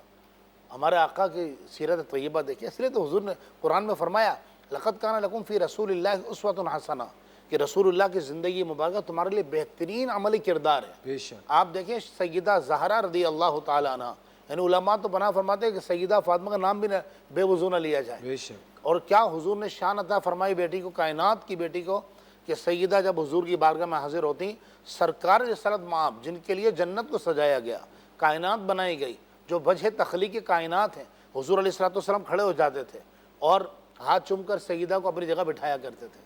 हैं तो ये बेटी का इकराम तो खुदा के लिए मतलब उनको अक्ल के नाखुन लेना चाहिए कि किसी की आदत ये भी हुआ है कि बाज़ माँ बाप रोते हुए मेरे पास आए और उन्होंने कहा हज़रत कोई वजीफ़ा बताएं, बेटी का ऑपरेशन है, शोहर ने कहा है कि मतलब अगर बेटी हुई तो तलाक दे दूंगा, और इस टेंशन की वजह से उसका बीपी शूट कर गया है और डॉक्टर्स कह रहे हैं जब तक बीपी नॉर्मल नहीं होगा हम ऑपरेशन नहीं कर सकते। तो उसकी जान पर बन रही है, बच्चे की जान पर बन रही है। तो खुदा के लिए मतलब इस तरह की बातें करना। और मुफ्ती साहब इसके ये भी होता है कि इस तरह के बहुत सारे लोग हैं जो कि बच्चों की एक लाइन लगाते रहते हैं कि बेटा हो जाए या बेटी हो जाए। एक आजकल जिस तरह एक इकोनॉमी हमारे मुल्क की है और घर के हालात हैं, आपको पता है बहुत सारे लोग हैं जो आजकल 2-2 3-3 जॉब्स करके वो सब घर चलाते हैं। ऐसा ही है, ऐसा ही। अगर उसके ऊपर अब बच्चों की लाइनों पे लाइनें अगर आपने लगाई वो तब तरबियत नहीं हो पाएगी, तरबियत नहीं हो, तालीम तरबियत तवज्जो नहीं हो पाएगी। खैर वो एक अलग टॉपिक है, लेकिन यहाँ है कि बस उसका घर ना टूटे। तो अल्लाह ताला के 3 नाम मैं बता रहा हूँ, ये पढ़ना शुरू कर दें हर नमाज के वक्त। नमाज ना हो तब भी ये औरत पढ़ सकती है, ठीक है। जैसे ये इन्होंने बताया कि प्रेगनेंसी है, अल्लाह पाक इनको खराफियत से औलाद अता फरमा, मेरी दुआएं। तो या कादिरु या जब्बारू या मुंतकिमु, दोबारा सुन लें, या कादिरु या जब्बारू या मुंतकिमु, इंतकाम से है, या मुंतकिमु, 3 लफ्ज़ एक मरतबा कहलाएगा पढ़ना। ये या कादिरु या जब्बारू या मुंतकिमु, ये एक हो गया। अब इसको इस तरह 41 मरतबा पढ़ना है हर नमाज के बाद। शोहर चाहेगा भी तो तलाक नहीं दे पाएगा इंशाल्लाह। बेहतरीन। अच्छा मुफ्ती साहब, ये अजीम साहब ने सवाल पूछा लाहौर से। मैंने अपने दोस्त के बिज़नेस में पैसे लगाए थे, कुछ अरसे तो उन्होंने प्रॉफिट दिया, फिर देना बंद कर दिया। अब वो मेरी रकम भी वापस नहीं करते हैं, हर बार नई तारीख देते हैं। प्लीज़ मेहरबानी करके कोई वजीफ़ा बताएं कि मुझे मेरी फंसी हुई रकम मिल जाए। ये तो बड़ा ये एक बहुत कॉमन बात है। ये कॉमन बात है। वो इतने सपने दिखाते हैं आपको, ऐसा मतलब चने की झाड़ पे चढ़ाते हैं कि जैसे कोई मसला ही नहीं है। और खुदा के लिए जितने नाजरीन सुन रहे हैं कि भाई खुदा के लिए पैसा जो कमाया जाता है ना, वो बहुत दयानतदारी और बहुत मेहनत से, यानी आमतौर पर लोग किस तरह फंसते हैं, उन्हें वो दिखाते हैं कि प्रॉफिट, कि आप ये 5 लाख रुपए लगाएं, घर बैठे आपको 50,000 महीने मिलेगा। भाई ऐसा कौन सा बिजनेस है कि सिर्फ 5 लाख रुपए लगा के आप 50,000 महीना कमाएंगे। तो पहले तो आप ग्राउंड रियलिटीज़ को समझें कि हक़ीक़त क्या है, ज़मीन जांच पड़ताल करें। इस तरह हर एक पर भरोसा करके पैसे लगा देना। फिर जैसे इन्होंने कहा कि बस वो तारीख पर तारीख दे रहे हैं कि कल आ जाना, परसों आ जाना, 25 तारीख को आ जाना और 28 तारीख को आ जाना। फिर बेचारा वो पीछे पीछे घूमता रहता है और दुआएं करता रहता है, वज़ाइफ पूछता रहता है। बहरहाल अगर ऐसा हो गया है, ऐसा भी होता है कि बाज़ औक़ात वाकई मसला होता है और डूब जाते हैं पैसे, हो जाता है नुकसान कारोबार में, कोई ऐसा मसला नहीं है। लेकिन अगर किसी की रकम अटक गई है और वापस नहीं मिल रही है, तो उसके लिए बेहतरीन जो तीर बहादा वजीफ़ा हमने देखा है ना, नमाज फ़जर के बाद सूरह कुरैश पढ़नी, ली इलाफ़ कुरैशिन 70 मरतबा पढ़नी है। काबतुल्लाह शरीफ की तरफ रुख करके 70 मरतबा पढ़ें, कुछ ही अर्से में इंशाल्लाह रकम वापस आना शुरू हो जाएगी। ठीक है। अच्छा, ये सैयद फैसल साहब ने कहा है कि मैं तकरीबन 12 साल से एक कंपनी में जॉब कर रहा हूँ और मेरा काम मेरी कंपनी वालों को बहुत पसंद है, लेकिन सैलरी कम से कम 5-5, 6-6 महीने डिले होके मिलती है। कभी कभी तो अगर मांगने भी जाओ तो वो कोई आपको स्टोरी दे देते हैं और सैलरी नहीं आती। फिर कभी दिल करता है इनके बॉस का तो कोई एक सैलरी दे देते हैं। ये जुल्म अजीम है कि आप काम लो। हदीस पाक में नबी करीम अलैहिस्सलाम ने फरमाया कि जब किसी मज़दूर से मज़दूरी ली जाए तो उसका पसीना खुश्क होने से पहले पहले उसकी मजदूरी उजरत दे दी जाए। तो ये तो जुल्म है, ज़ाहिर सी बात है। और जालिम का भी इन कुरान ने फरमाया कई मकामात पर, एक से ज़ायद मकाम में फरमाया इन्नहु ला युफ्लिहु ज़ालिमून, जालिम कामयाब नहीं होगा। तो उनके सेठ साहब अगर सुन रहे हो, जितने भी सेठ सुन रहे हैं, उन सब से मैं कहूँगा कि खुदा से डरें, दुनिया में यहीं रह जाएंगे। आपने जो शर्ट पहनी हुई है जब इंतकाल होगा तो ये भी काट के उतार लेंगे। बिल्कुल समझे ना, आपके कपड़े गरीबों में तकसीम कर दिए जाएंगे और मोबाइल फ़ोन और आईपैड वगैरह खुद इस्तेमाल करेंगे घर वाले और जायदाद पर कब्ज़ा कर लेंगे। तो लिहाजा ये मज़लूमों की दुआएं बद्दुआएं लेना और उनके साथ इस तरह गलत बर्ताव करना इंतहाई नामुनासिब रवैया है। लेकिन अगर किसी की सैलरी अटकती है तो उसके लिए बेहतरीन वजीफ़ा ये है कि वो या हय्यू चलते फिरते विर्द करे। हई अल्लाह का नाम है ना, या हय्यू चलते फिर विर्द करे। इंशाल्लाह अल्लाह ने चाहा तो उसको सैलरी मिलना शुरू हो जाएगी। अनलिमिटेड पढ़ते रहे, अनलिमिटेड में चलते फिरते जब उसको याद आए विर्द में रहे, विर्द में रहे। अच्छा, उसे मैं वैसे पूछ रहा हूँ, बहुत सारे ऐसे लोग हैं जो कि किसी बीमारी की वजह से या किसी मजबूरी की वजह से उनका वज़ू कायम नहीं रहता या वज़ू में नहीं रहते, तो वो लोग क्या हर वक्त जब विर्द में रहते तो वो गुनाहगार तो नहीं हो रहे होते? नहीं, बिल्कुल ऐसा नहीं है। बावज़ू रहना अच्छी बात है। बल्कि हदीस पाक में तो उलमा ने यहाँ तक लिखा, अहादीस की रोशनी में फरमाया कि जो शख्स मुसलसल बावज़ू रहेगा, अल्लाह जब उसको मौत अता करेगा तो शहादत का रुतबा अता फरमाएगा। सुभान अल्लाह। बावज़ू रहना चाहिए। लेकिन अगर बेवज़ू भी वज़ाइफ पढ़ रहे हैं, देखिए कुरान पाक की आयत भी बग़ैर देखे बेवज़ू पढ़ सकते हैं। ठीक है, नापाकी की हालत में कुरान पाक पढ़ना मना है। ठीक है, नापाक ना हो लेकिन बेवज़ू तो पढ़ सकते हैं, उसमें पढ़ सकते हैं। अच्छा, ये हमसे पूछा है मिसेस शादाब ने इस्लामाबाद से, मेरे अंकल को हार्ट अटैक हुआ है जिसकी वजह से दिल बहुत कमज़ोर हो गया है। डॉक्टर्स का कहना है कि उनका ऑपरेशन भी नहीं हो सकता क्योंकि उम्र बहुत ज़्यादा हो चुकी है। अंकल बहुत ज़्यादा तकलीफ़ में है, 84 साल की इनकी उम्र है, चलने फिरने से भी कासिर हैं। कोई ऐसा वजीफ़ा बताएं कि ये सेहत है। आप एक वजीफ़ा है, मैं बताया करता हूँ जी। अच्छा, अब मुझे अब सॉरी टू कट यू, लेकिन वक्त हो जाता है एक छोटे से ब्रेक का। ये मिसेस शादाब का जो सवाल है ये हम दोबारा से ब्रेक के बाद पढ़ लेंगे और इसका जवाब मुफ्ती साहब देंगे एक छोटे से ब्रेक के बाद।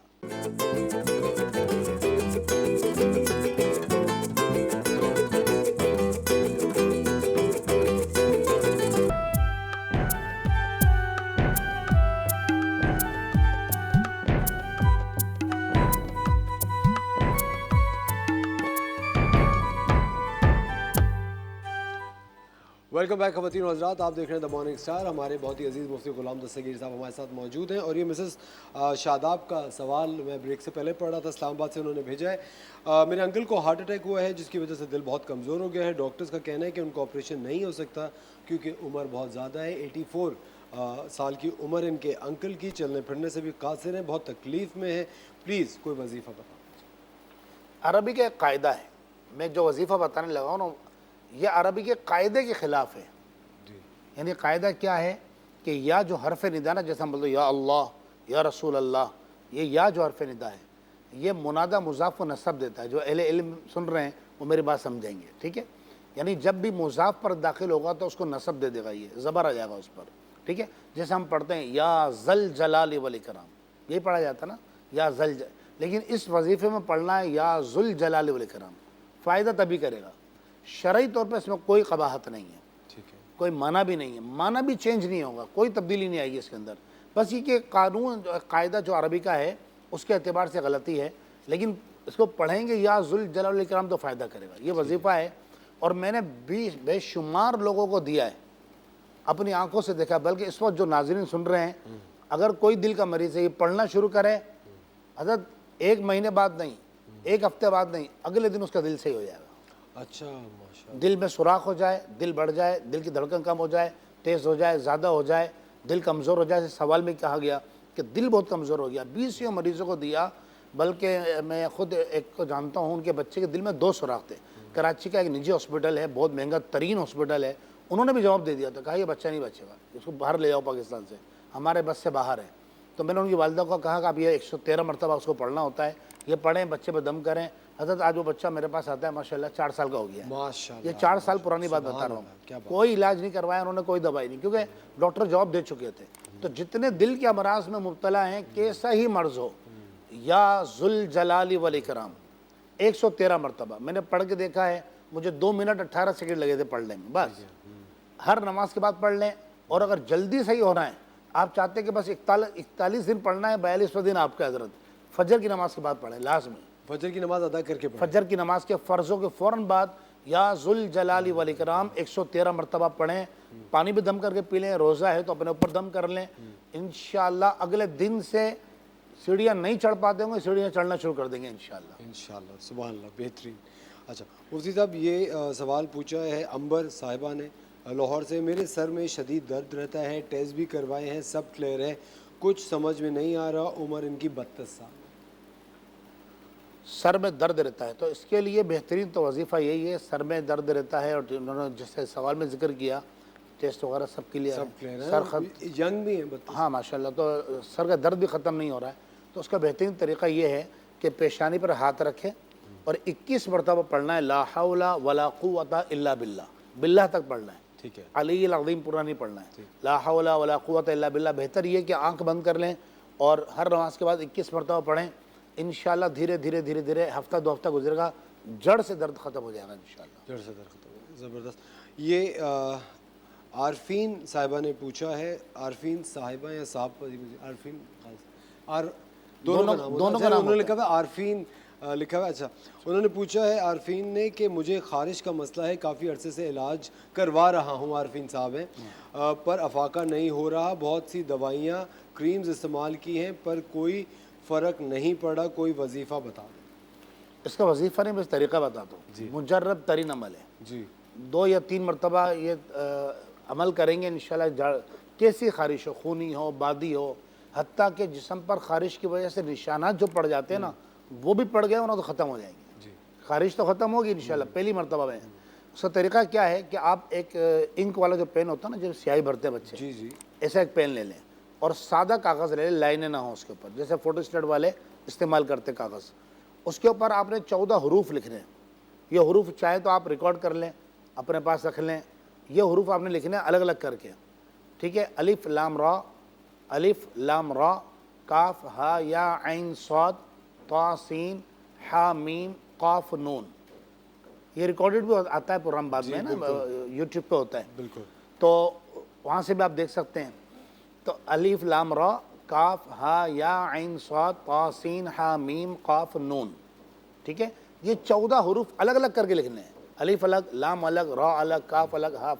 ये लिख लिया, इसके बाद उसको पानी में डाल दें। जब ये वाइट हो जाए, इसकी स्याही उतर जाए, तो आपने इसको जिस्म पर बहा लें। अच्छा, बहाना नाली में नहीं जाए क्योंकि हरूफ का अदब है, ठीक है। तो उसका ये भी तरीका हो सकता है कि आप कोई मोटा टॉवल वगैरह ले लें और उसको फर्श पर रख लें, और ये किसी तसले में ये भी मुमकिन है कि आप उसको नहा लें और पानी बाद में ठंडा कर दें, और तौलिया है तो उसको सुखा दें। तो ये एक मरतबा गुस्ल करेंगे, बहाएंगे पानी, दूसरी मरतबा, ये रोज़ाना दिन में सिर्फ एक बार करना है बस, ठीक है। अल्लाह ने चाहा इंशाल्लाह 3 या 4 दिन में जड़ से कैसी ही खारिश हो, खारिश भी ख़त्म हो जाएगी, और जो दाग धब्बे आ गए जिस्म पर खारिश की वजह से, वो भी इंशाल्लाह ख़त्म हो जाएंगे। ज़बरदस्त। अच्छा मुफ्ती साहब, ये तस्नीम साहिबा ने पूछा है, इनका बेटा है, तस्नीम साहिबा ने पूछा, मेरा बेटा है जिसकी उम्र 28 साल है, हर वक्त मूड ऑफ रहता है, बिज़नेस वाइज भी सही है, सेहत का भी कोई मसला नहीं है, लेकिन कभी भी बात करो तो मूड उसका ऑफ रहता है, डिप्रेशन का शिकार रहता है, वजह समझ में नहीं आ रही, फाइनेंशियली भी स्टेबल है, सेहत भी सही है। बिल्कुल, अब ये बहुत ज़्यादा होता है। देखें, इसमें बाद वक़्त ऐसा होता है कि तरबियत का भी बड़ा फुकदान होता है जी। छोटा बच्चा होता है, वो बदतमीज़ी कर रहा है, उसको मना नहीं करेंगे। अगर ऐसा भी नहीं है कि तरबियत की है, पूरी कोशिश की है, उसको अच्छा इंसान बनाया है। नबी करीम अलैहिस्सलाम ने इरशाद फरमाया, वालिदैन की तरफ से सबसे बड़ा तोहफ़ा औलाद के लिए ये है कि वो उसे एक माशरे का अच्छा फ़र्द बना दे। बेशक, बिल्कुल सही, ठीक है ना। तो वो बदतमीज़ हुआ है तो धीरे धीरे हुआ है, एकदम नहीं हुआ है कि रात को अच्छा बादब सोया तो सुबह उठो तो बदतमीज़ है, ऐसा तो नहीं हुआ होगा। तो उसका तरीका ये है कि कभी ऐसा हो कि बच्चा मतलब बदतमीज़ है, चाहे वो बड़ा है या छोटा है, और वो गुस्से में रहता है, जलाल आता है उसको, ज़िद आती है और वो बात नहीं मानता, कोई भी ऐसी सूरत है, चाहे वो किसी भी उम्र में है। क्या उम्र बताई इन्होंने? 28 साल। ये तो माशाल्लाह अच्छा खासा बड़ा बच्चा है इनका। मुफ्ती साहब, आपकी बात से पहले मैं एक छोटी सी बात आपकी इजाज़त से कहना चाह रहा हूँ। मुफ्ती साहब, क्या नामों का भी असर होता है? बिल्कुल होता है कि अगर कोई जलाली नाम है किसी का, या कोई नाम सूट नहीं कर रहा जिसकी वजह से क्योंकि मैं ज़ाती तौर पे समझ कि बहुत लोगों को जानता हूँ जिन्होंने बच्चों के कोई नाम रखे फिर वो चेंज करते रहे, ये नाम सूट नहीं कर रहा, वो नाम सूट नहीं कर रहा। बिल्कुल ऐसा भी होता है। नबी करीम अलैहिस्सलाम ने भी कई मरतबा नाम चेंज फरमाए, हदीस के अंदर मौजूद है। हुज़ूर ने कई लोगों के नाम तब्दील फरमाए। तो नाम अच्छा ही रखना चाहिए क्योंकि शख्सियत पर नाम का बड़ा असर पड़ता है। ठीक है, बिल्कुल। तो अब अगर बच्चा बदतमीज़ हो गया है या गुस्से में रहता है या चिड़चिड़ापन रहता है या डिप्रेशन का, ये किसी भी वजह से वो ज़िद करता है और बात नहीं मानता है, तो उसके लिए हम ये अमल दिया करते हैं कि जब बच्चा रात को सो जाए, उसके लिए सिर्फ एक शर्त है। क्या? कि जब वो वजीफ़ा पढ़ रहे हैं उस वक्त बच्चे की आंख नहीं खुलनी चाहिए, वो जागे नहीं किसी भी, यानी आपको पता होता, आमतौर पर वालिदैन को पता होता है कि बच्चे की नींद गहरी किस टाइम होती है। वो गहरी नींद हो जाए तो फिर वो उसके सिरहाने बैठ कर या खड़े होकर या बेड के आसपास जहाँ मुमकिन हो, ये वालिद भी पढ़ सकते हैं, वालदा भी पढ़ सकती है, लेकिन पढ़ती वालदा ही हैं। मैं भी अपने घर में वजीफ़ा नहीं पढ़ता हूँ, वाइफ ही पढ़ती है, अम्मियाँ पढ़ती हैं। तो जो है सूरह कुरैश, ली इलाफ़ी कुरैशिन, ये बच्चे के सिरहाने बैठ कर या खड़े होकर पढ़ लें 21 मरतबा रोज़ाना, बस एक टाइम रात को। और उसके बाद बच्चे की पेशानी पर दम कर दें, आंखों पर दम कर दें। इसके दो फ़ायदे होंगे। पहला क्या कि बच्चे की ज़िद, उसकी हट धर्मी, उसका गुस्सा, उसका चिड़चिड़ापन ये ख़त्म हो जाएगा। दूसरा फ़ायदा क्या होगा कि बच्चे का हाफ़ज़ा भी तेज़ हो जाएगा इस वजीफ़े की बरकत से। यानी कि मतलब ये हुआ कि बच्चा का हाफ़ज़ा कमज़ोर होगा तो वो भी तेज़ होगा। बच्चे का जिसका हाफ़ज़ा कमज़ोर हो, बच्चा ज़िद्दी ना हो लेकिन हाफ़िज़ा कमज़ोर है, तो वो भी ये वजीफ़ा पढ़े इंशाअल्लाह कामयाब हो जाएगा। अच्छा, और वजीफ़ा क्या है सर? सूरह कुरैश 21 मरतबा पढ़नी है। सूरह कुरैश 21 दफ़ा पढ़नी है जब बच्चा सो रहा हो, जब सो रहा हो और उसकी आंख ना खुले, उसकी आंख ना खुले पढ़ने के दौरान। ये उसकी शर्त है। मुझे बहुत बहुत शुक्रिया आपका, थैंक यू वेरी मच। ख़वातीन और हज़रात, आपका बहुत बहुत शुक्रिया द मॉर्निंग स्टार देखने के लिए। हमारी हमेशा से यही कोशिश होती है कि फ्राइडे के दिन आपको हम हमारा जो मज़हब है, इस्लाम है, उसकी रूह से, शरीयत की रूह से आपके जो भी प्रॉब्लम्स हैं उनको डिस्कस करें, उनका एक तरीक़ाकार आपको बताएंगे किस तरह वो हल हो सकते हैं। आप अगर सवालात हमें भेजना चाहते हैं तो आप हमारा जो नंबर है आपकी स्क्रीन पे आ रहा है, इस पर कॉल करके भी आप सवालात लिखवा सकते हैं। और हमारा जो इंस्टाग्राम का पेज है द मॉर्निंग स्टार TV1, आप हमें DM भी अपने सवालात कर सकते हैं। हम आपके सवालात को अपने शो में ज़रूर शामिल करेंगे। फ्राइडे के दिन वीकेंड आ रहा है, वीकेंड बहुत ज़्यादा अच्छा गुजारिए अपनी फैमिली के साथ, अपने दोस्तों के साथ, और कोशिश कीजिए कि जो रमज़ान में आपका तरीक़ाकार होता है लोगों की मदद करने का, लोगों के लिए अच्छाइयाँ करने का, उसको आप पूरे साल निभाते रहें। और अगर पूरे साल आप किसी काम की वजह से या फैमिली एंगेजमेंट्स की वजह से भूल जाते हो तो वीकेंड्स पे इस तरह की कोई ना कोई प्रैक्टिस रखें और अपने बच्चों को भी उसमें शामिल करें ताकि वो भी एक बेहतर शहरी, एक बेहतर इंसान बन सके। मंडे को इंशाल्लाह फिर आपके साथ होंगे एक शानदार से शो के साथ। अपना ख्याल रखिएगा। Have a great weekend. खुदा हाफिज़।